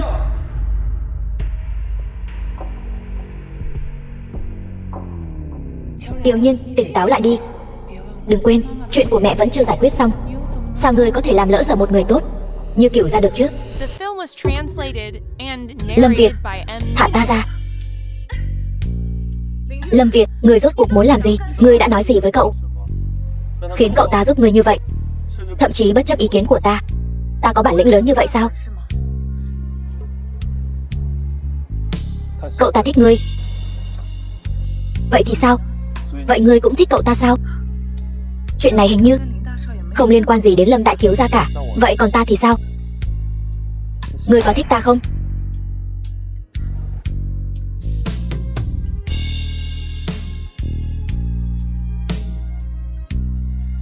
Lâm Việt, lâu như vậy rồi, trò chơi ngươi rượt ta đuổi, ngươi vẫn chưa chơi đủ sao? Ngươi nghĩ ta đang chơi đùa sao? Ta đã nói rồi, ta không thích làm tiểu tam của ai cả. Nếu ngươi thật sự thích ta, vậy thì hãy hủy bỏ hôn ước với Kiều Thi Thi đi. Xin ngươi sau này đừng đến làm phiền ta nữa. Ngươi ghét ta đến vậy sao? Đúng vậy, ta rất ghét ngươi.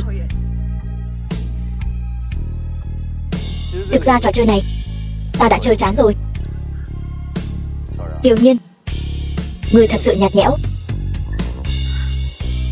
Lâm Việt, vĩnh biệt.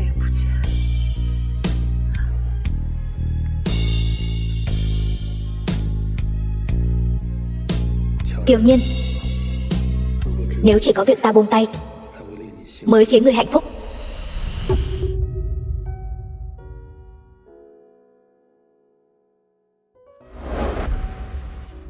Nhiên Nhiên, cuối cùng cũng gặp được ngươi rồi. Nhớ cô quá đi mất. Đường Đường, sao ngươi lại về nước?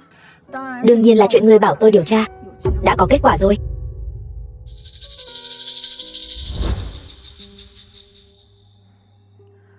Nếu ngươi muốn nói về chuyện ta không phải con của Kiều Lương Thần, ta đã biết rồi. Ngươi đã biết rồi sao?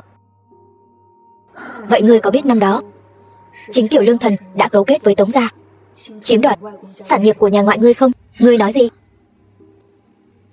Trịnh thị không phải vì kinh doanh thua lỗ Kiều Lương Thần cưới gì, hoàn toàn là vì khối tài sản cách xù của Trịnh gia.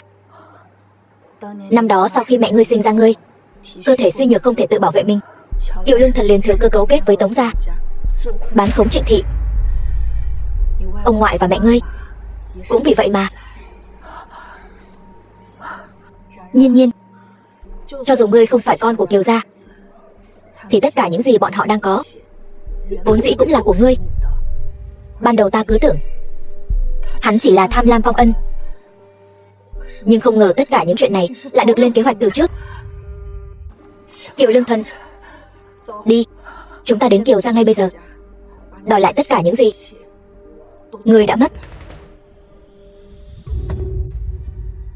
Đứa con gái bất hiếu này, cô còn dám đến đây sao? Cô đã làm gì Mạn Đình rồi? Kiều Lương Thần, ông và Vương Mạn Đình, một kẻ cướp, một kẻ thì lừa đảo, chiếm đoạt tài sản của mẹ ta bao nhiêu năm nay, bây giờ cũng đến lúc phải trả lại cho ta rồi. Mẹ ngươi, tất cả mọi thứ ở đây, cái nào không phải của Kiều gia ta? Chút hồi môn mẹ mày mang theo đã tiêu sạch rồi. Vậy sao? Vậy mấy thứ này ông giải thích thế nào?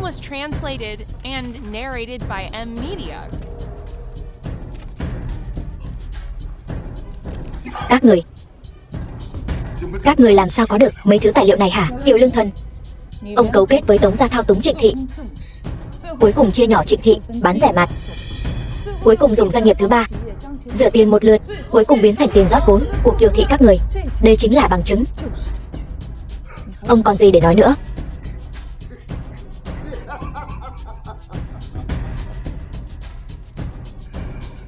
Đúng. Thì đã sao? Không thì mày tưởng cớ gì tao chứa chấp đôi giày rách như mẹ mày hả? Năm đó nếu không phải tao, bà ta đã bị đuối nước trong nước miếng của người khác rồi. Triệu Hoang còn bỏ trốn với thằng khác. Tao hỏi mày, đây là tiểu thư khuê các gì chứ? Ta thấy chính là đồ rác rưởi bị thằng khác chơi rồi vứt bỏ. Vô sỉ.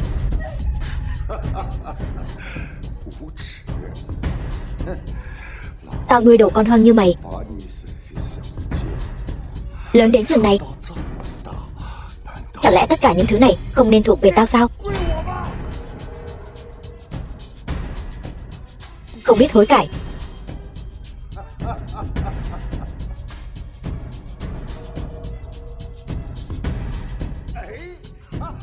Trả lại đây.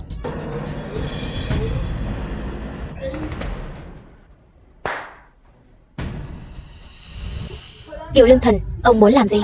Trong mắt ông còn vương pháp không? Cô là ai? Cô ở đây nói chuyện vương pháp với tôi. Tôi nói cho cô biết, ở Kiều gia chúng tôi chính là vương pháp. Theo vương pháp của Kiều gia ta,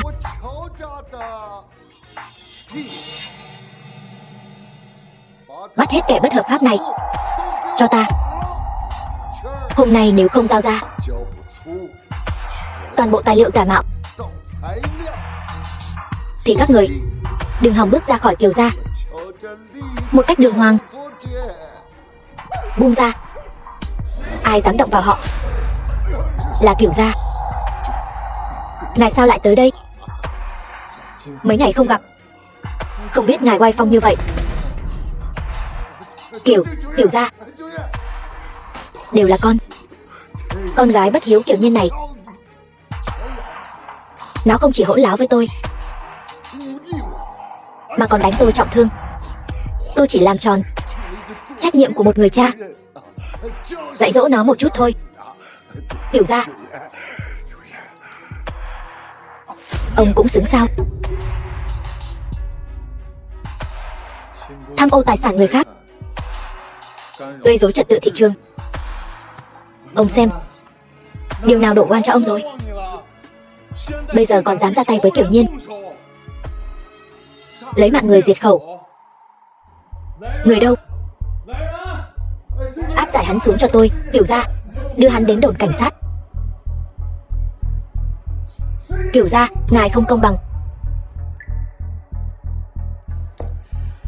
Nhiên, bao nhiêu năm qua, cuối cùng cô cũng thay mẹ cô trả được mối hận này rồi. Không sao chứ? Không sao. May mà trước khi tới, tôi đã gọi điện cho Thịnh Thúc Thúc, mới có thể để Thịnh Thúc Thúc anh hùng cứu mỹ nhân. Sao rồi Nhiên, Thịnh Thúc Thúc có phải rất đẹp trai không? Hơn hẳn Lâm Việt. Thịnh Kiều gia, cảm ơn ngài.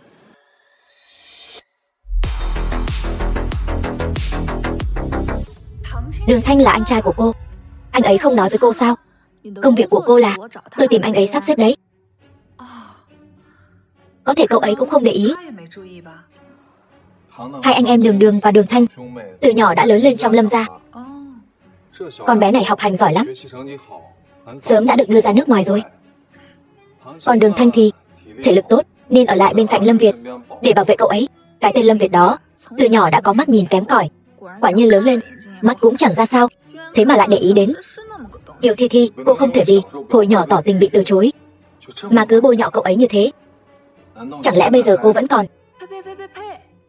Thịnh Thúc Thúc, đây là lịch sử đen của cháu, bây giờ nói ra xui xẻo lắm.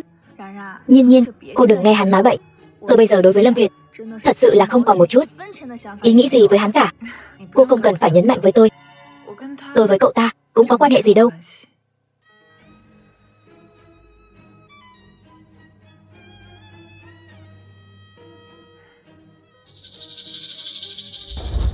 Vậy hai người cứ đi thong thả.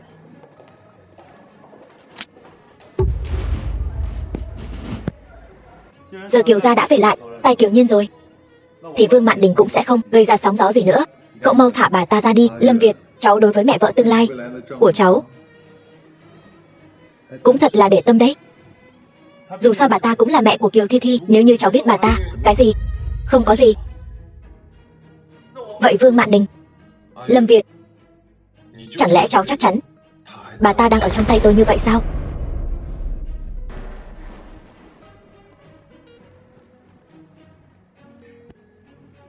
Đi điều tra tất cả bệnh viện trong thành phố, xem có bệnh nhân nào tên Vương Mạn Đình không.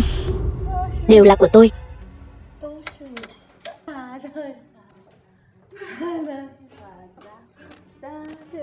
Mẹ. Mẹ sao vậy? Thả tôi ra. Các người, tôi đã nói hết rồi. Tôi đã nói hết rồi mà. Tôi đã nói rồi.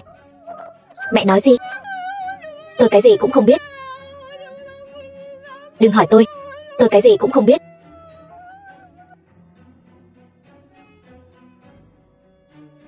Việt ca ca, mẹ tôi làm sao vậy? Lúc phát hiện ra bà ấy thì bà ấy đã mất trí rồi, không hỏi được gì cả. Là Kiều Nhiên. Nhất định là cô ta làm. Cô ta bức ép mẹ tôi phát điên, hại cha tôi. Người tiếp theo chính là tôi. Việt ca ca, cứu em. Em yên tâm, có anh ở đây. Cô ta sẽ không làm hại em đâu. Vậy chuyện của cha mẹ tôi cứ bỏ qua như vậy sao? Em không có chứng cứ chứng minh bác gái là do cô ta hại. Còn cha em, ông ta tội đáng phải bị như vậy. Nhưng họ đều là người thân nhất của tôi. Rõ ràng người cứu anh là tôi. Tại sao anh luôn bênh vực cô ta?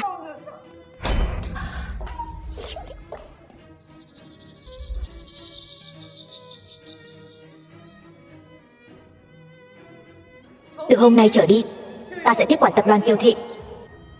Ngươi, một kẻ rác rưởi, bị đuổi ra khỏi nhà, lấy gì ra mà quản lý Kiều Thị? Phải đấy, Kiều Thị mấy năm nay đều là do Kiều Đồng quản lý. Cho dù có chọn người thừa kế, cũng nên là Thi Thi tiểu thư tiếp quản. Cô lấy tư cách gì? Vốn liếng để Kiều Thị phát lên là dựa vào của hồi môn của mẹ tôi. Kiều Thị bây giờ có thể phát triển lớn mạnh như vậy cũng là nhờ mẹ tôi năm xưa đặt nền móng. Mọi người nói xem tôi có tư cách không? Cô đương nhiên không có tư cách. Kiều Nhiên, một là cô không có học thức, đại học bỏ ngang. Hai là không có phẩm hạnh, quyến rũ em rể. Ba là không có nhân tính, vu oan giá họa cho cha. Cô dựa vào cái gì mà thừa kế Kiều Thị? Mọi người, những tài liệu trong tay tôi chính là những việc làm của Kiều Nhiên trong những năm qua. Mọi người hãy xem kỹ nhé. Mọi người thật sự muốn để một người như vậy thừa kế Kiều Thị sao? Có phải chê Kiều Thị mấy năm nay phát triển quá tốt rồi không? Đúng vậy. Kiều Thị chúng ta là tập đoàn dược phẩm. Nếu chọn người thừa kế, đương nhiên chọn Thi Thi tiểu thư có bằng tiến sĩ y khoa, thích hợp hơn. Hơn nữa Thi Thi tiểu thư sắp sửa gả vào Lâm gia. Đối với Kiều Thị chúng ta, trong tương lai cũng sẽ có ích hơn. Tôi ủng hộ Thi Thi tiểu thư tiếp quản Kiều Thị. Tôi cũng ủng hộ. Các người, thấy chưa? Để tôi tiếp quản Kiều Thị mới đúng với sự tín nhiệm của mọi người. Biết điều thì cút nhanh đi. Mọi người đang chơi trò con nít sao? Từ bao giờ chúng ta lại dựa vào đấu võ mồm để quyết định người thừa kế Kiều Thị?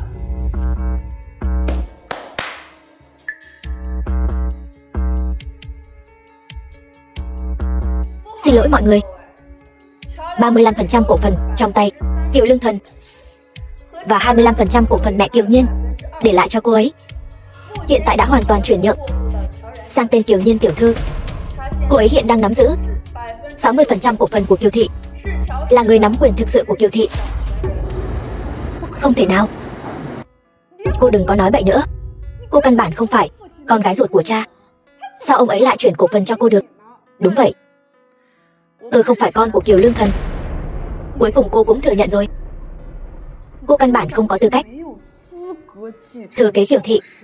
Tôi là chủ nợ của tập đoàn Kiều Thị. Năm xưa, Kiều Lương Thần đã dùng thủ đoạn phi pháp cùng Tống gia cấu kết thao túng thị trường, làm phá sản Trịnh Thị, công ty của ông ngoại tôi. Bây giờ ông ta đang thụ án. Toàn bộ cổ phần của ông ta ở Kiều Thị hiện tại đều dưới hình thức nợ. chuyển nhượng toàn bộ cho tôi. Không thể nào. Chữ ký của chính Kiều Lương Thần, giấy trắng mực đen rành rành. Cô còn gì không tin nữa? Mọi người nói gì đi chứ?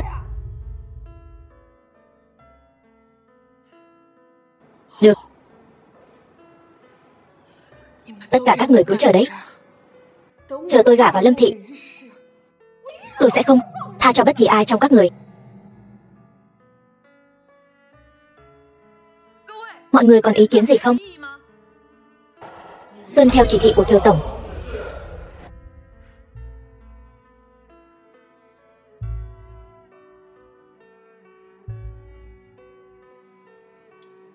Vừa rồi thật là hả dạ. Nhiên Nhiên, cô không thấy cái vẻ mặt của Kiều Thi Thi lúc đó đâu, làm tôi mắc cười quá đi mất. Mẹ, những gì mẹ đã mất, con sẽ giúp mẹ lấy lại từng chút một. Nhiên Nhiên, bây giờ công ty đã trở về với cô rồi. Bước tiếp theo, cô định đi tìm cha ruột của mình sao? Nếu lúc trước là ông ta lựa chọn bỏ rơi hai mẹ con chúng tôi, thì bây giờ tôi cũng không cần thiết phải nhận ông ta. Việc cấp bách nhất hiện nay là phải tìm thấy di vật của mẹ tôi. Chỉ cần tìm được thì tất cả mọi chuyện sẽ kết thúc. Cô đã có manh mối nào chưa? Khi Kiều gia bị khám xét, không tìm thấy di vật của mẹ tôi nghĩ Kiều Lương Thần vì muốn nịnh bợ Tống gia, nhất định đã tặng cho Tống gia rồi.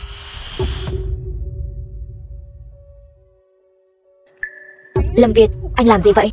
Buông tôi ra. Lâm Việt, anh bị điên sao? Không lo Kiều Thi Thi, sao anh lại đến tìm Nhiên Nhiên gây chuyện nữa? Đường Đường, Đường Thanh, anh làm gì vậy? Anh lại muốn giúp cái tên Lâm Việt đó. Đi thôi.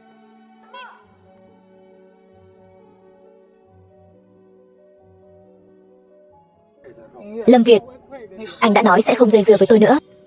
Nhưng tôi không nói là không quan tâm đến tính mạng của cô. Nếu cô không muốn sống thì cứ việc nói thẳng. Cần gì phải đến Tống gia? Di vật của mẹ tôi rất có thể đang ở Tống gia. Tôi nhất định phải đi. Kiều Nhiên, cô đã làm Tống Viễn Chiết bị thương, lại còn vạch trần Kiều Lương Thần. Bây giờ cô đi chẳng khác nào tự chui đầu vào lưới. Đây là chuyện của tôi, không cần Lâm đại thiếu gia phải bận tâm. Dừng xe.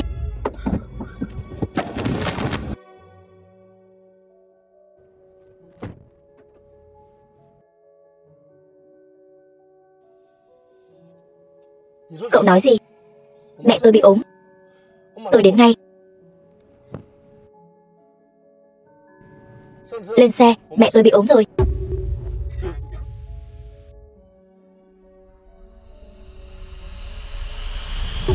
Dì Lan, dì sao vậy? Cô còn biết đến đây nữa sao?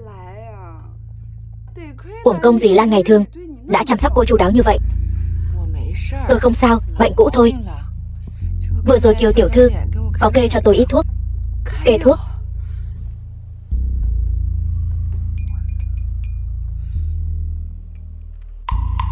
Kiều Thi Thi, cô cho dì Lan uống cái gì vậy? Tôi nói cô cũng không biết đâu. Đừng quên, tôi là tiến sĩ y khoa. Nhiên Nhiên, sao vậy? Vừa rồi tôi chỉ hơi hồi hộp thôi.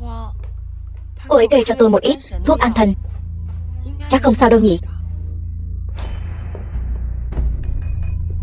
Dì Lan, tôi không biết dự tính đã phát huy đến mức nào rồi, nhưng dì nhất định phải đi bệnh viện với tôi ngay để làm một cuộc kiểm tra kỹ lưỡng. Tôi nói kiểu như này, cô đừng gây rối nữa được không? Bác gái vừa mới đỡ hơn chút, người có thể để bà ấy nghỉ ngơi cho tốt không? Người không thể vì muốn chứng minh mình giỏi hơn ta mà bất chấp sức khỏe của bác gái như vậy chứ. Câm miệng. Dì ơi, dì cố gắng thêm chút nữa, con sẽ đưa dì đến bệnh viện ngay. Đừng làm loạn nữa, mau để bác gái nghỉ ngơi đi. Người xem sắc mặt bác gái đã kém lắm rồi. Lâm Việt, tin ta đi, mau phái xe đưa dì Lan đến bệnh viện, trễ hơn nữa sẽ không kịp đâu. Việt ca ca, huynh tin muội đi, muội có thể hại bác gái sao? Mẹ, dì Lan.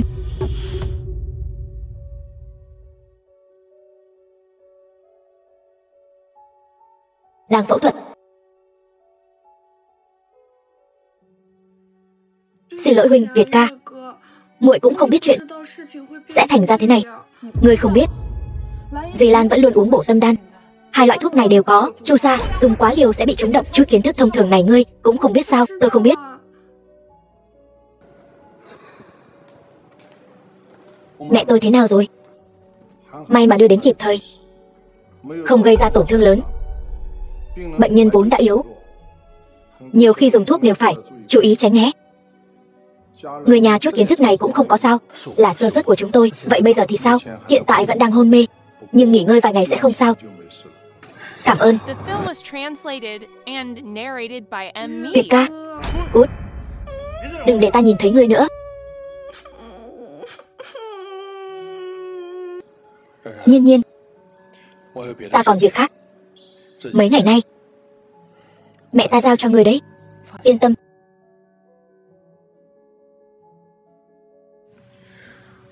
Thiếu gia, chuyện Kiều Thi Thi làm ngài cũng đã thấy rồi. Ngài thật sự nghĩ người năm xưa cứu ngài ở Biên Thành là cô ta sao? Y thuật của Kiều Thi Thi có hạn, tôi cũng biết. Nhưng lúc đó ở Biên Thành tôi chỉ bị chút thương tích ngoài da thôi. Có lẽ cô ta cứu tôi cũng có phần may mắn. Nếu tôi có bằng chứng chứng minh là bác sĩ Kiều cứu ngài thì sao? Cái gì? Lần này Đường Đường về mang đến cho tôi tin tức khác. Đây đã là ly cà phê thứ 3 người uống rồi đấy. Rốt cuộc ngươi định khi nào mới chịu nói? Ngươi gấp cái gì? Sao nào? Mới 3 ly cà phê đã khiến Lâm đại thiếu gia cháy túi rồi sao? Ta sợ ngươi hấp thụ quá nhiều caffeine, còn chưa kịp khai báo thành khẩn đã hoảng loạn mà mất mạng rồi. Nếu thật sự là vậy thì cũng là ngươi đáng đời. Ai bảo ngươi có mắt như mù, đáng đời cả đời bị che mắt. Đường Đường, tính kiên nhẫn của ta có hạn. Ngươi thật sự có bằng chứng chứng minh người năm xưa cứu ta ở Biên Thành là Kiều Nhiên sao? Ai nói tôi có bằng chứng? Vô lý. Nhưng mà năm xưa là ta đích thân đưa cô ta từ Biên Thành đến nước ngoài. Lúc đó lưng cô ta bị thương, nhiễm độc rắn, hôn mê suốt 1 tháng, mới được giáo viên hướng dẫn của cô ấy cứu sống. Ngươi nói xem, đây có tính là bằng chứng không?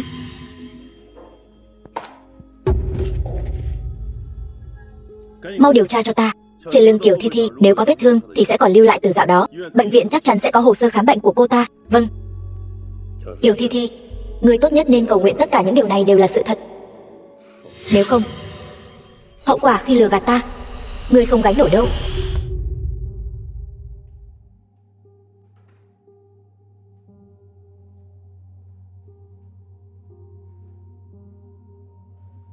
Cô gái vừa nãy ở đây chăm sóc đâu rồi?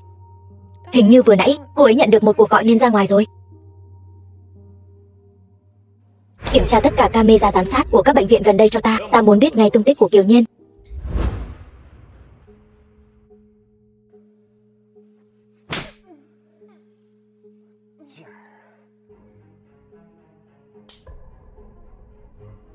Thôi được rồi, Tống thiếu, giờ xả giận cũng vô ích, chi bằng nhanh chóng xử lý. Còn tiện nhân này kẻo đêm dài lắm mộng. Còn tiện nhân này khiến tôi không thể sống một cách bình thường. Mối hận này cho ngươi, ngươi có thể nhịn được sao?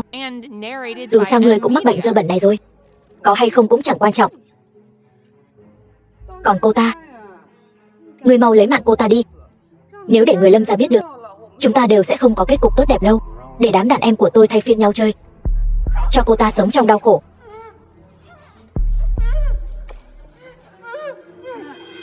Vậy tôi đi trước nhé, các người cứ tiếp tục.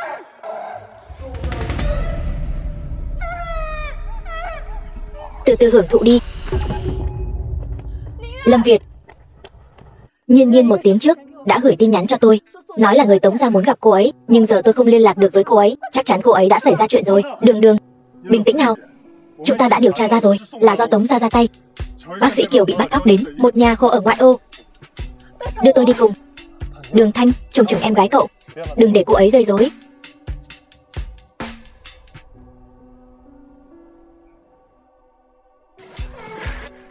Đại ca, một mỹ nữ xinh đẹp thế này lại để cho hai anh em chúng ta hưởng thụ, sao nào? Không được sao? Được, cảm ơn đại ca. Ngươi muốn làm trước hay ta làm trước? Hay là cùng nhau đi? Dừng tay.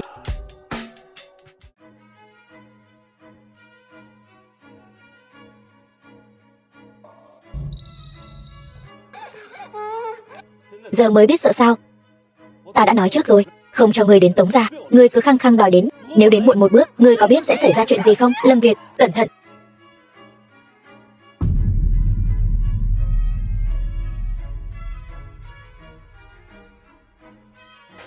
Chỉ dựa vào ngươi, còn chưa làm ta bị thương được đâu. Vậy sao? Cẩn thận.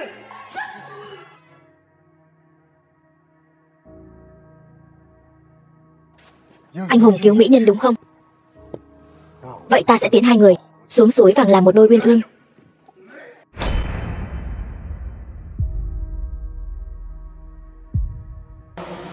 Lâm Việt ơi!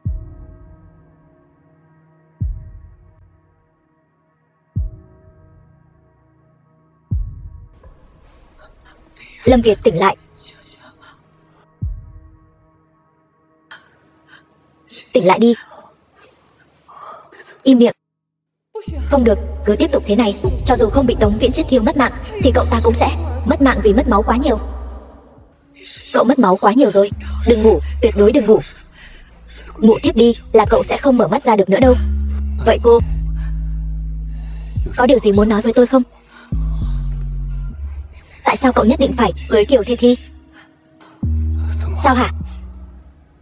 Cô ghen rồi sao? Tôi ghét cô ta. Nếu cậu cưới cô ta, tôi cũng sẽ ghét cậu. Vậy nếu tôi không cưới cô ta, cô sẽ ở bên tôi chứ? Cậu vẫn chưa trả lời tôi. Tại sao nhất định phải là cô ta? Cô ấy đã cứu mạng tôi ở Biên Thành.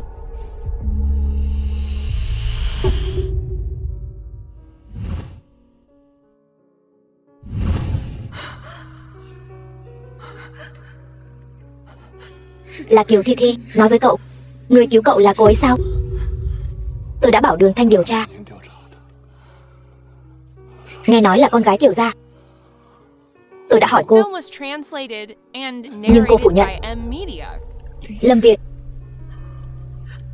nếu chúng ta đều bình an vô sự, tôi muốn nói với anh một chuyện. Bây giờ trốn thoát mới là điều quan trọng. Hay là tạm thời đừng nói với Lâm Việt. Người cứu cậu ta ở Biên Thành năm đó là mình.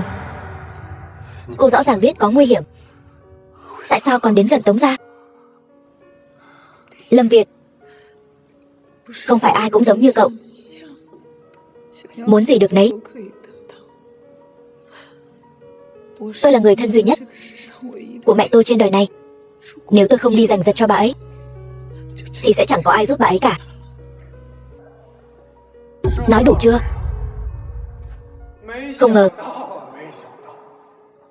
Đường là Lâm thiếu gia, lại vì một đứa con gái bị ruồng bỏ của Kiều gia mà rơi vào tình cảnh thê thảm như thế này. Tống Viễn Chết, tôi khuyên anh nên dừng tay lại. Nếu không, hậu quả anh gánh không nổi đâu. Hậu quả. Anh tưởng tôi sợ sao?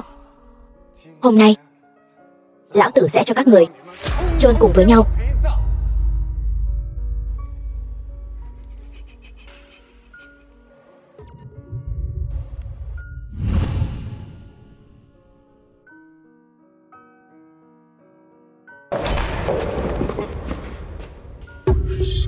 Thịnh Cửu gia, bắt hắn lại cho tôi.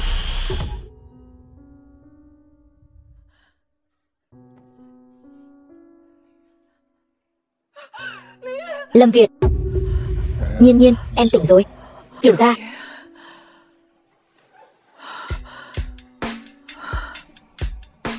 là ngài đã cứu tôi. Lâm Việt đâu? Lâm Việt không sao. Cậu ấy chỉ tạm thời hôn mê, bây giờ đã an toàn rồi. Không được. Nhiên, lúc em ở trong kho, tôi thật sự sợ em không tỉnh lại được. Cho tôi một cơ hội, được không? Thịnh Cửu gia, chuyện tình cảm không thể cưỡng cầu. Tôi biết người cô thích là Lâm Việt, nhưng Lâm Việt cuối cùng vẫn phải cưới Thi Thi. Chúng ta cùng ra nước ngoài, rời xa tất cả, cho nhau một khoảng thời gian, được không? Chuyện này tôi đồng ý. Dì Lan. Nhiên Nhiên, những lời Mục Đình vừa nói tôi đều nghe thấy cả. Cậu ấy nói rất đúng, tôi ủng hộ cô. Khoảng thời gian dây dưa với Lâm Việt, cô luôn ở trong tình trạng nguy hiểm, lần này còn suýt mất mạng. Thằng nhãi Lâm Việt đó, nó không xứng với cô. Có lẽ mình và Lâm Việt thật sự có duyên mà không có phận, chỉ làm tổn thương lẫn nhau thôi.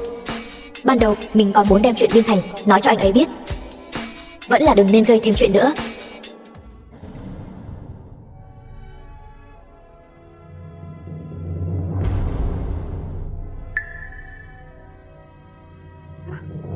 Việt ca ca, huynh tỉnh rồi. Kiều Nhiên đâu? Nhiên Nhiên, cô ấy, Kiều Nhiên tỷ tỷ mấy ngày nay căn bản không đến thăm huynh. Ta đã ngủ bao lâu rồi? Con đã ngủ 1 tuần rồi. Lâu như vậy rồi sao? Con nằm xuống đi. Gấp cái gì chứ? Không sao, chỉ là vết thương nhỏ thôi. Vết thương nhỏ gì chứ? Lần này con mất rất nhiều máu, may mà không nguy hiểm đến tính mạng. Nếu không thì con bảo mẹ phải làm sao? Mẹ sẽ không có lần sau nữa. Kiều Nhiên đâu? Con phải đi tìm cô ấy. Anh còn muốn đi tìm cô ta sao? Cô ta sắp sửa cùng Cửu gia xuất ngoại rồi. Không thể nào. Không có gì là không thể. Mọi người ra ngoài trước đi.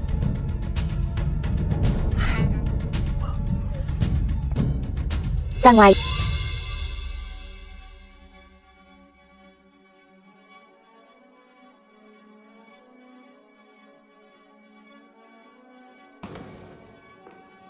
Cô đừng tưởng Việt ca cứu cô là thích cô. Anh ấy sắp cưới tôi rồi. Cô mau xuất ngoại đi, đừng bao giờ quay lại nữa. Liên quan gì đến cô? Kiều Thi Thi, tôi thật sự rất tò mò, trong cuộc đời cô rốt cuộc còn có cái gì không phải đồ ăn cắp nữa. Còn không mau ra ngoài.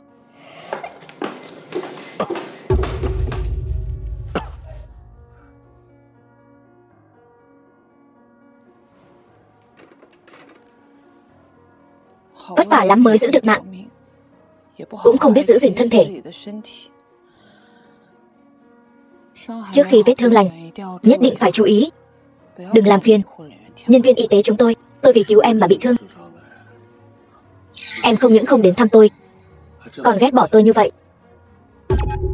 Sao hả? Không còn gì để nói nữa sao? Lâm Việt, tôi đến để từ biệt anh.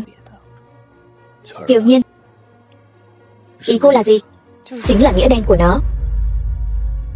Tôi vốn dĩ bị Kiều Lương Thần ép nên mới về nước. Bây giờ hắn ta đã bị bắt, tôi cũng nên quay về rồi. Di vật của mẹ cô không cần nữa sao? Đường Đường sẽ giúp tôi tìm. Tống Viễn Chết làm ra chuyện như vậy, Tống gia chắc chắn sẽ sụp đổ. Đến lúc đó di vật của mẹ tôi nhất định sẽ. Vậy còn tôi, anh, không phải anh sắp đính hôn rồi sao? Liên quan gì đến tôi? Kiều Nhiên, cô là thật ngốc hay giả ngốc vậy?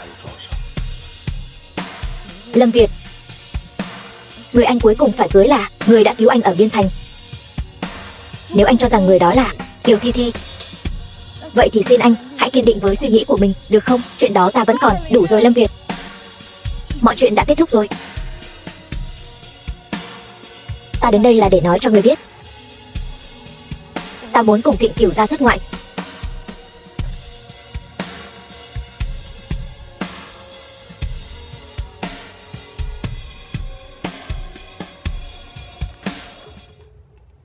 Thiếu gia, sự việc của Tống gia điều tra thế nào rồi?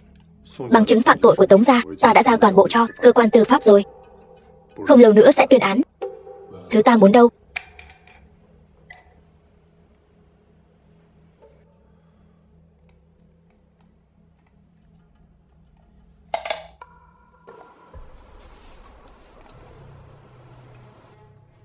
Tống gia và Kiều gia luôn lén lút cấu kết với nhau.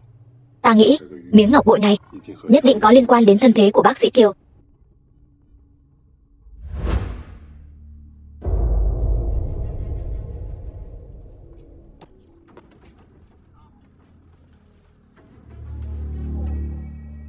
The film was translated Thời gian không còn sớm nữa, and đến sân bay đi. narrated by M Media.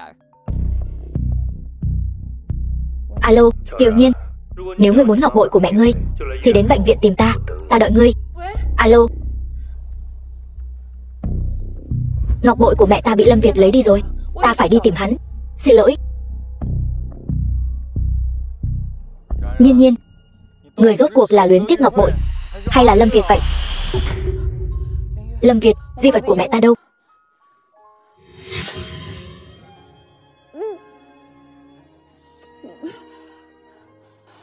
Kiều Nhiên, ta mất nửa cái mạng cứu ngươi. Ngươi không thể đối xử với ta như vậy. Lâm Việt, ta không muốn cãi nhau với ngươi. Di vật của mẹ ta đâu? Sao nào? Muốn lấy được di vật rồi cùng cậu ta bỏ trốn.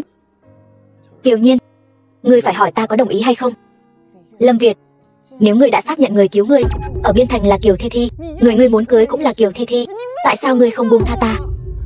Nhiên Nhiên, chuyện này ta vẫn đang điều tra, cho ta thêm chút thời gian được không? Việt ca ca, tại sao huynh vẫn không chịu tin tưởng muội? Muội chẳng qua chỉ muốn gả cho huynh thôi mà. Kiều Thi Thi đáng ghét đó, dám làm ra nhiều chuyện lừa gạt ta như vậy. Thiếu gia, đây là thứ tìm thấy ở Tống gia, là đoạn ghi âm đối thoại của Kiều Thi Thi và Tống Viễn Chiết. Bên trong có đầy đủ bằng chứng, chứng minh hai người bọn họ cấu kết và bắt cóc bác sĩ Kiều, âm mưu hãm hại tính mạng của họ. Đưa Kiều Thi Thi đến đây. Ta chính là thiếu phu nhân của Lâm gia các ngươi đấy. Thả ta ra. Việt ca ca, huynh xem thuộc hạ của huynh đối xử với muội như thế nào kìa, đều làm muội đau hết cả rồi. Chuyện gì vậy? Thiếu phu nhân. Kiều Thi Thi, người nghĩ một kẻ mạo danh thế thân xứng làm phu nhân của Lâm Việt ta sao? Mạo danh thế thân gì chứ? Việt ca ca, huynh đang nói gì vậy? Muội nghe không hiểu gì cả.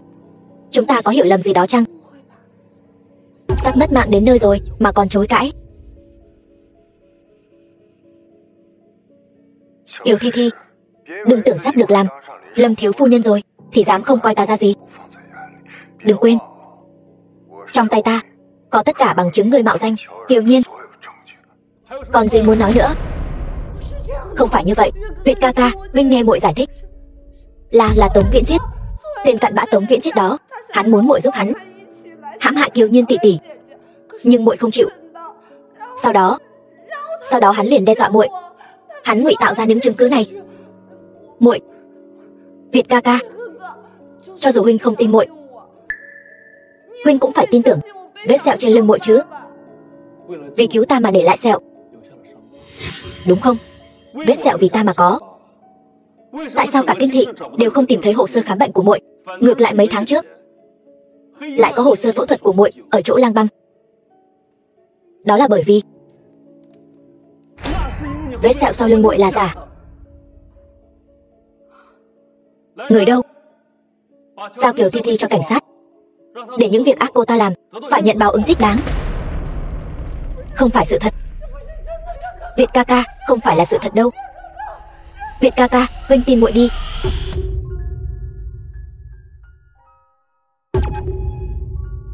Nhiên Nhiên, anh đến đây làm gì? Nhiên Nhiên, xin lỗi, là ta trách lầm cô rồi.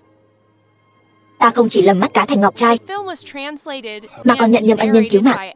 Ta không dám đối diện với nội tâm mình, không dám đối diện với lòng mình thích cô. Nhiên Nhiên, xin lỗi, ta thích cô. Anh đã biết hết rồi. Là lỗi của tôi, để em đợi lâu rồi. Nhiên Nhiên, em có phải đang ngại ngùng không? Vậy anh có thể tiếp tục theo đuổi em không? Anh đảm bảo.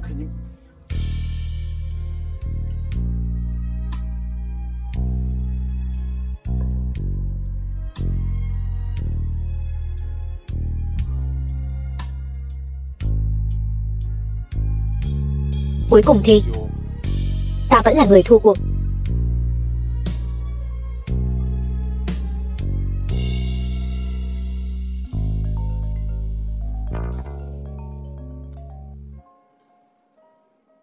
Alo, thiếu gia, Kiều Thi Thi đã thoát khỏi người của chúng ta, bỏ trốn rồi. Chuyện gì vậy?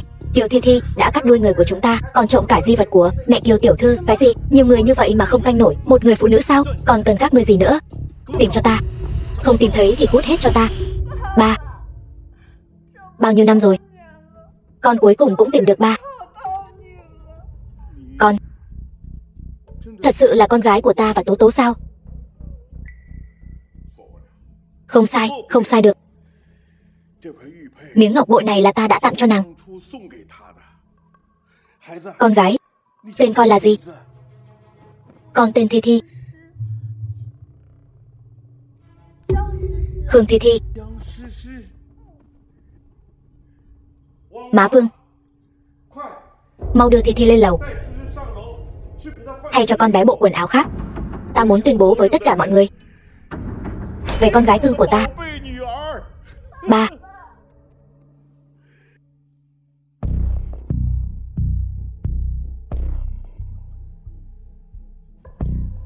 Kiều Nhiên, đến cùng cô vẫn là kẻ thua cuộc.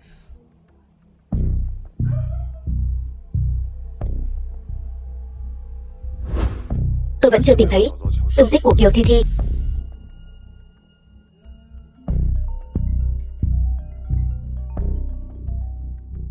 Alo, Kiều Kiều, tôi có tin tức về ngọc bội của gì rồi. Miếng ngọc bội này đã từng thấy trên người của người nắm quyền Giang gia. Hơn nữa, hôm nay Giang gia đột nhiên tuyên bố đã tìm được con gái thất lạc. Kiều Kiều, chuyện này chắc chắn có ẩn khúc. Được, ta biết rồi. Xem ra, không chỉ thân phận của tôi có liên quan đến Giang gia, mà Kiều Thi Thi nhất định là nhanh chân đến trước rồi. Vậy chúng ta cùng đến Giang gia, tìm hiểu ngọn ngành.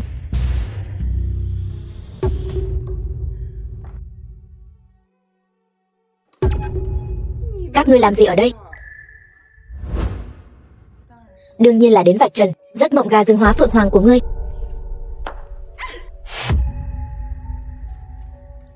Ngươi buông ta ra. Đây là nhà của ta, còn chưa đến lượt các ngươi đến đây làm càn. Mau cút ra ngoài cho ta. Kiều Thi Thi, trả ngọc bội lại cho ta. Ngươi buông tay ra, trả lại cho ta. Kẻ nào dám gây rối ở Giang gia? Cha, cha, bọn họ bắt nạt con. Bọn họ muốn cướp ngọc bội của con. Sao có thể? Sao cô ta có thể là con gái của ngài được? Ngươi là ai? Dựa vào đâu mà nghi ngờ Thi Thi không phải là con gái ta? Cô ta chính là chị gái con ở Kiều gia. Cô ta từ nhỏ đã bắt nạt con. Lớn lên rồi còn cướp mất vị hôn phu của con. Bây giờ lại đến cướp ngọc bội mẹ để lại. Cha nhất định phải làm chủ cho con, dạy dỗ bọn họ một trận. Kiều Thi Thi, ngươi đảo lộn trắng đen, thật sự một chút cũng không hổ thẹn sao?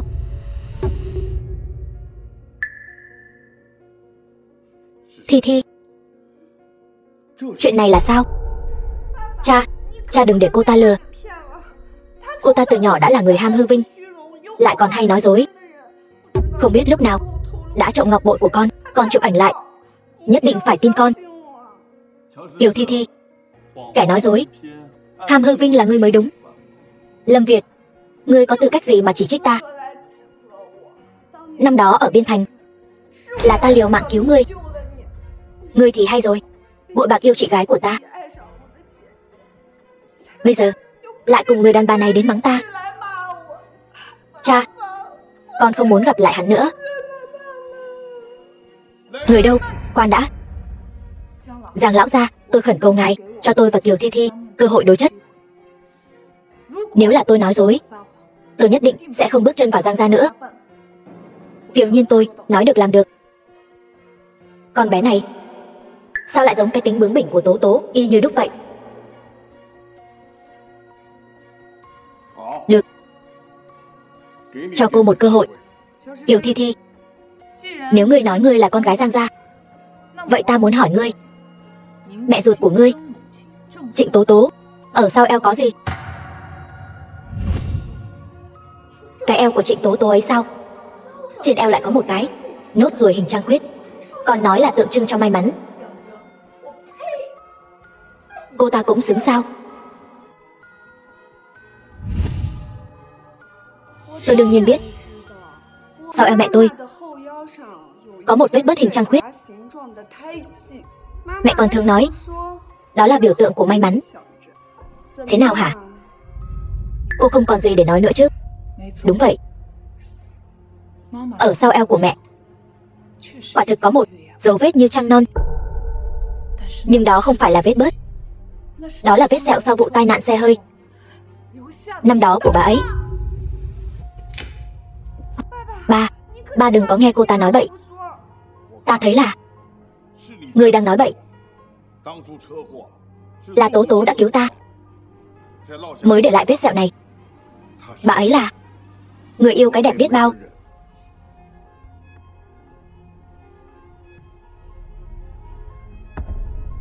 Con gái. Thì ra con là con gái của ta. Con có trách ba không? Có mắt như mù. Nhiên Nhiên, ba xin lỗi con. Hơn 20 năm trước ta đã không có cha. Sau này ta cũng không cần. Xin ông sau này đừng gọi tôi như vậy nữa.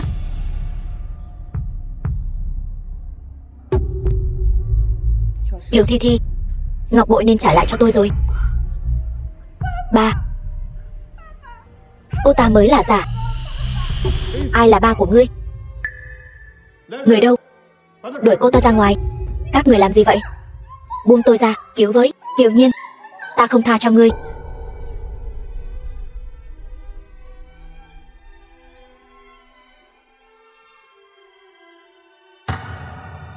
Bây giờ xem ra khuôn mặt này và Tố Tố thật sự là giống hệt nhau. Ngày đó ta có lỗi với hai mẹ con. Là ta quá nhu nhược, không chịu nổi áp lực của Giang gia. Bây giờ lại lầm mất cá thành chân trâu. Nhiên Nhiên, tất cả lỗi lầm của ba. Con có thể tha thứ cho ba không? Tôi đã nói rất rõ ràng rồi. Giang tiên sinh, bác Giang, ông không cần lo lắng. Hãy để tôi thay ông chăm sóc Nhiên Nhiên, để bù đắp cho cô ấy tình yêu thương thiếu hụt 20 năm qua. Được, đi thôi.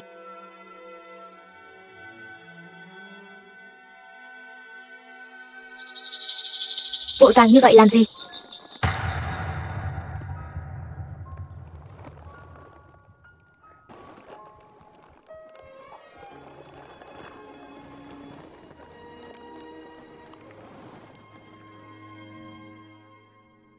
Kiều Kiều, lần đầu gặp em là anh nhìn người không rõ, mới khiến chúng ta bỏ lỡ nhau lâu như vậy. Xin lỗi. Đây là lời xin lỗi muộn màng của anh, cũng là điều anh muốn dùng cả đời để bảo vệ em. Gả cho anh nhé.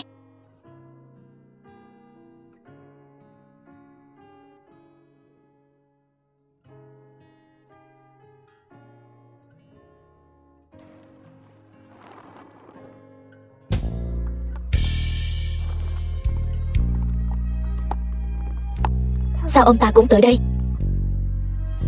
Anh biết em khẩu xà tâm Phật.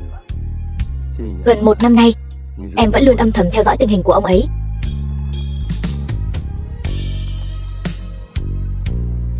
Đợi lát nữa ở lại cùng ăn cơm nhé. Ba,